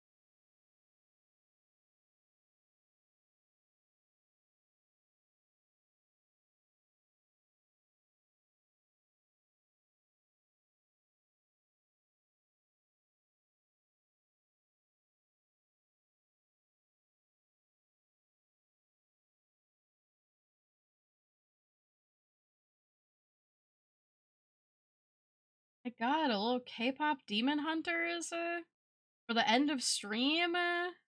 That.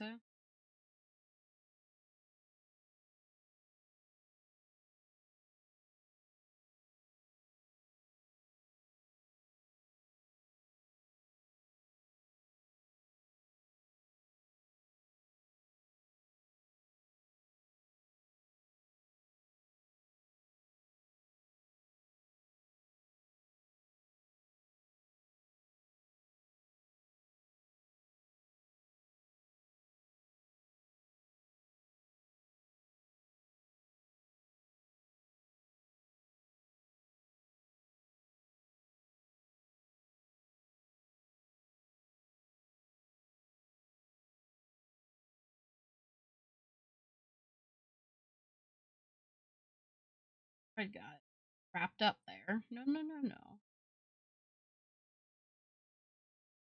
Get out of there.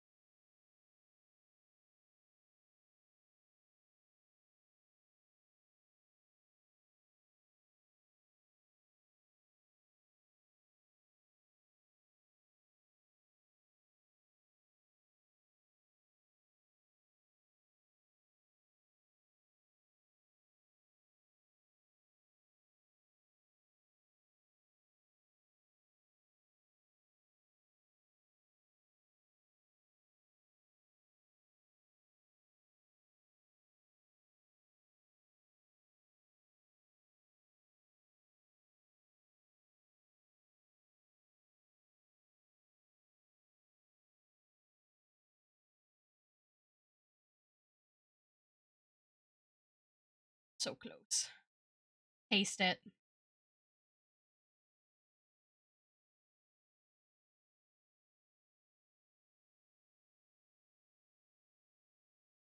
I'm gonna say definitively I can make these in about an hour apiece. I don't know if I shaved off a ton of time by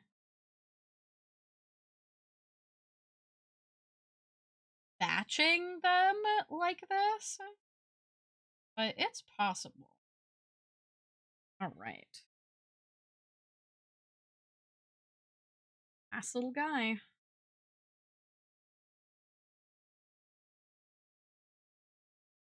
Put your cute little ruffle on.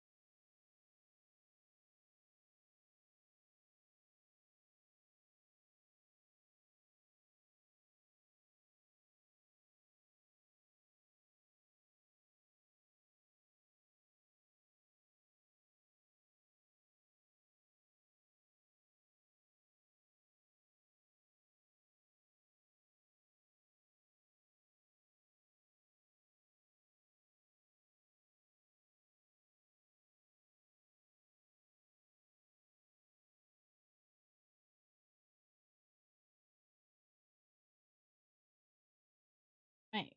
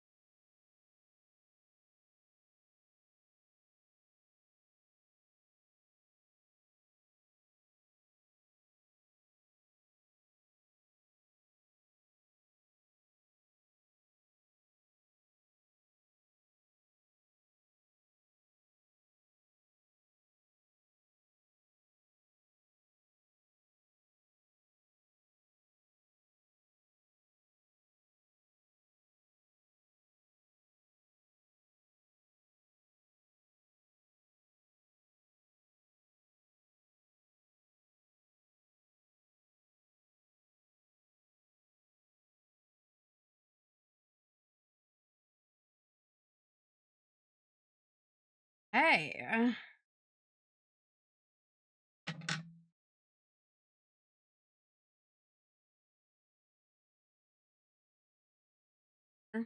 So I can use that for buttons the next time I choose which pattern I'm gonna do. And there's our 3 frogs.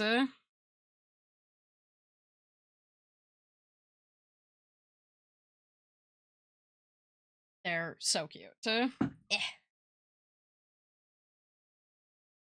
Brings me up to 7 ornaments now.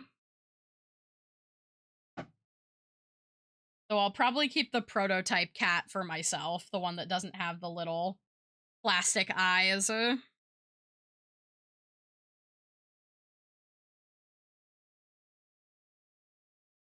Yeah, these guys, these guys are basically Pop Frogs. They just don't have the big open mouth. It's when Pop Frog has his mouth closed. Oh my gosh. Okay.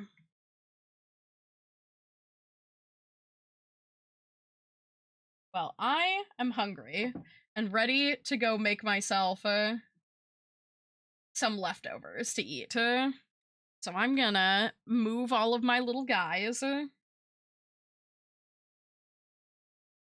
But expect to probably see more photos of these going on socials and stuff like that in the future. I think I'm gonna take some actual photos of the frogs after stream, but for the time being,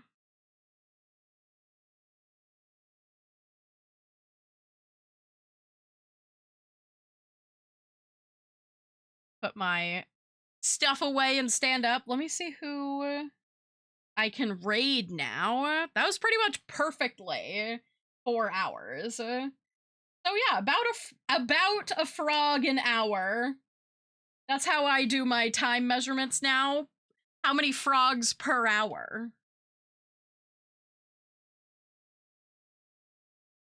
It's our FPH, frogs per hour.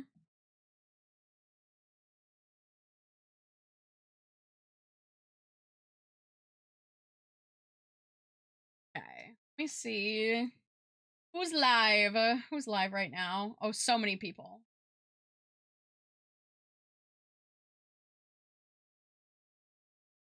Oh my god! Liz is literally drawing Caduceus from the Mighty Nine. Oh, this is perfect, since I was literally talking about Mighty Nine earlier.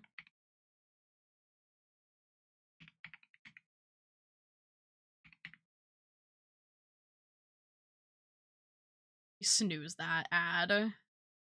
We are literally about to end. Let me get some little cloud raids in here.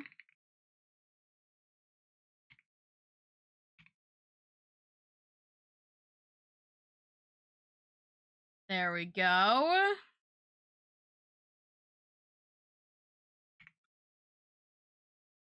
Thank you guys for hanging out. I appreciate you for being here. I hope you enjoyed the sewing vibes. I hope you guys continue to have a good holiday season. I will see you guys relatively soon. We'll be back next Wednesday. Once the general strike is over. So I hope you all have a wonderful rest of your weekend.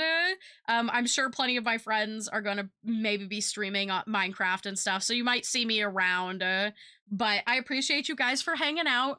Like I said, don't forget to check out the Discord. Don't forget to check out the shop for discounted plushies for the holidays and all that good stuff.